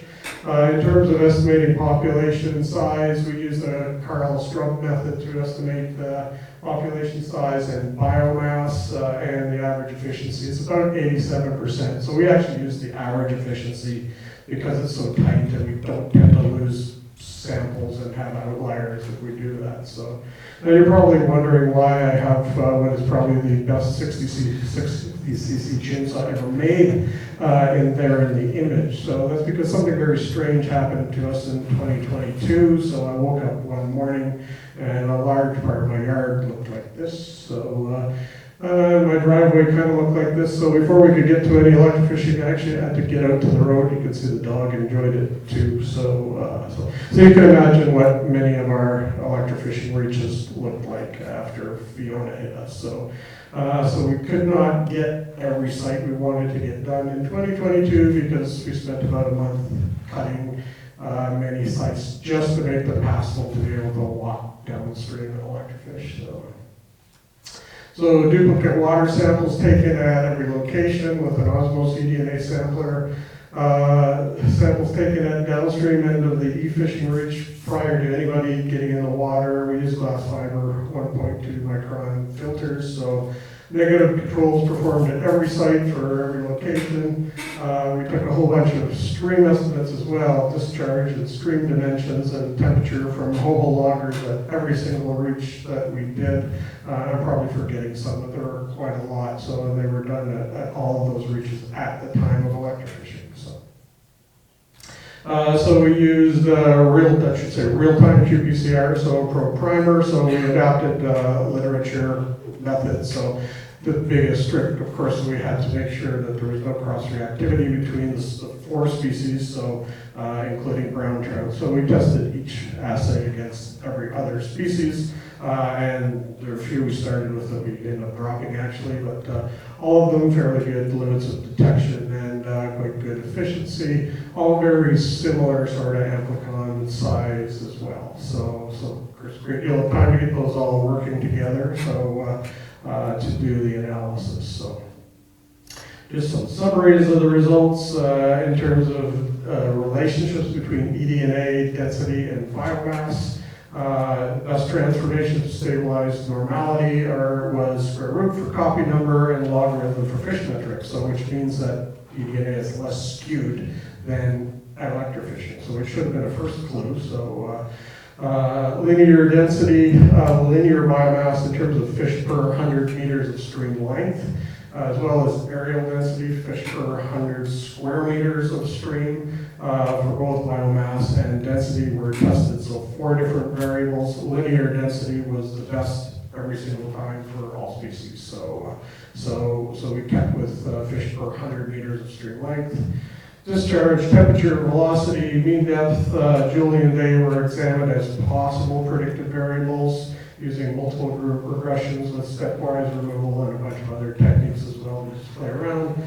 Of all of those variables, only Julian day came out as being statistically significant and only in brook trout. So the further we went into the season, the less likely we were to pick up DNA. So though it only added about another 4 to 7% of explained variability. So the adjusted R-square values, as you can see, are typically low for this sort of study, but pretty similar for Atlantic salmon, brook trout, and rainbow trout. So, okay, 3 minutes, I'll get through. I've done this on a linear scale just to give an illustration of something. Sensitivity, brook trout, about 209 copies per liter per fish per 100 meters. So down to Atlantic salmon, for every fish, per 100 meters, we only got 5 copies. So there's a 40-fold difference in the sensitivity of being able to detect those fish. So with brook trout being the highest, and you can see that on the right-hand graph there, rainbow trout being in between. So that was the first interesting thing. So second of all, any of the graduate students decided to do a bunch of samples both at the top and the bottom of the reaches, and it probably shouldn't surprise anybody that there's no statistical difference between EDA at the top and the bottom of a 25-meter reach because it takes less than 5 seconds for the water to traverse that distance. Also interesting came from Coles Creek. So if we look at the electrofishing data, which tends to be the brown or the green lines versus the eDNA data, we can see eDNA that came up. It was relatively consistent through the stream with a little blip upwards. Electrofishing data was all over the place, so highly variable. So over that Coles Creek sub-study. So what does this tell us in the end? It tells us that the reason we have a poor R squared is because it's a matter of scale. So electrofishing completion is a really great way. It's probably one of the best fisheries techniques that there is in determining the number of fish in a really small area. So it would be high if you could go and repeat the same 25 meters many times, you would get a very precise result. So it's not very precise for telling you what's going on in larger areas of reaches because of the inherent habitat variability. So eDNA, on the other hand, is the opposite. So it's not going to tell you very much about a small area because it's measuring something in a large area. So it's going to tell you quite accurately what's going on in 1,000 meters or 2 kilometers or 3 kilometers. So we don't exactly know how much, but it's sampling a much bigger spatial scale. So maybe the ultimate search for the highest R squared isn't as important as we like to make it out to be sometimes. So maybe the result is imprecise, yes, but maybe the result is still accurate. So long as we have enough sample size to get that accurate relationship. So I think that eDNA can provide efficient and superior estimates over a larger spatial scale, which is sometimes more what we're interested in. We're not interested in just 25 meters. So long as your sample size is good enough to establish those relationships. So variable eDNA demographic relationships is mostly a function of the uncertainty of the fisheries techniques, not necessarily of the eDNA method, and that has to do with comparing things that are measuring things at a different spatial scale. So, and at least in our study, others have been different. The environmental factors didn't really have that much influence on the ability to detect eDNA as proportion of the fish there. So, thank you very much, and that's the end. All right, we have time for one quick question before we end the talks for the day. Do we have any last questions? Just one comment. Yeah. Why are block nets not effective on PEI? Because the fish don't go anywhere when you shock them, so they go to the nearest undercut bank. So I mean, we have been involved in studies, and you put all the trouble of setting this, and you catch one fish in a net. So now it's very specific to this type of habitat and the type of fish we have. If you have great big fish in there, or striped bass or something, it might be different. But for these fish, when you've done thousands of reaches, it's like, oh yeah, we missed that fish last time, and it's right there. So. Thank you.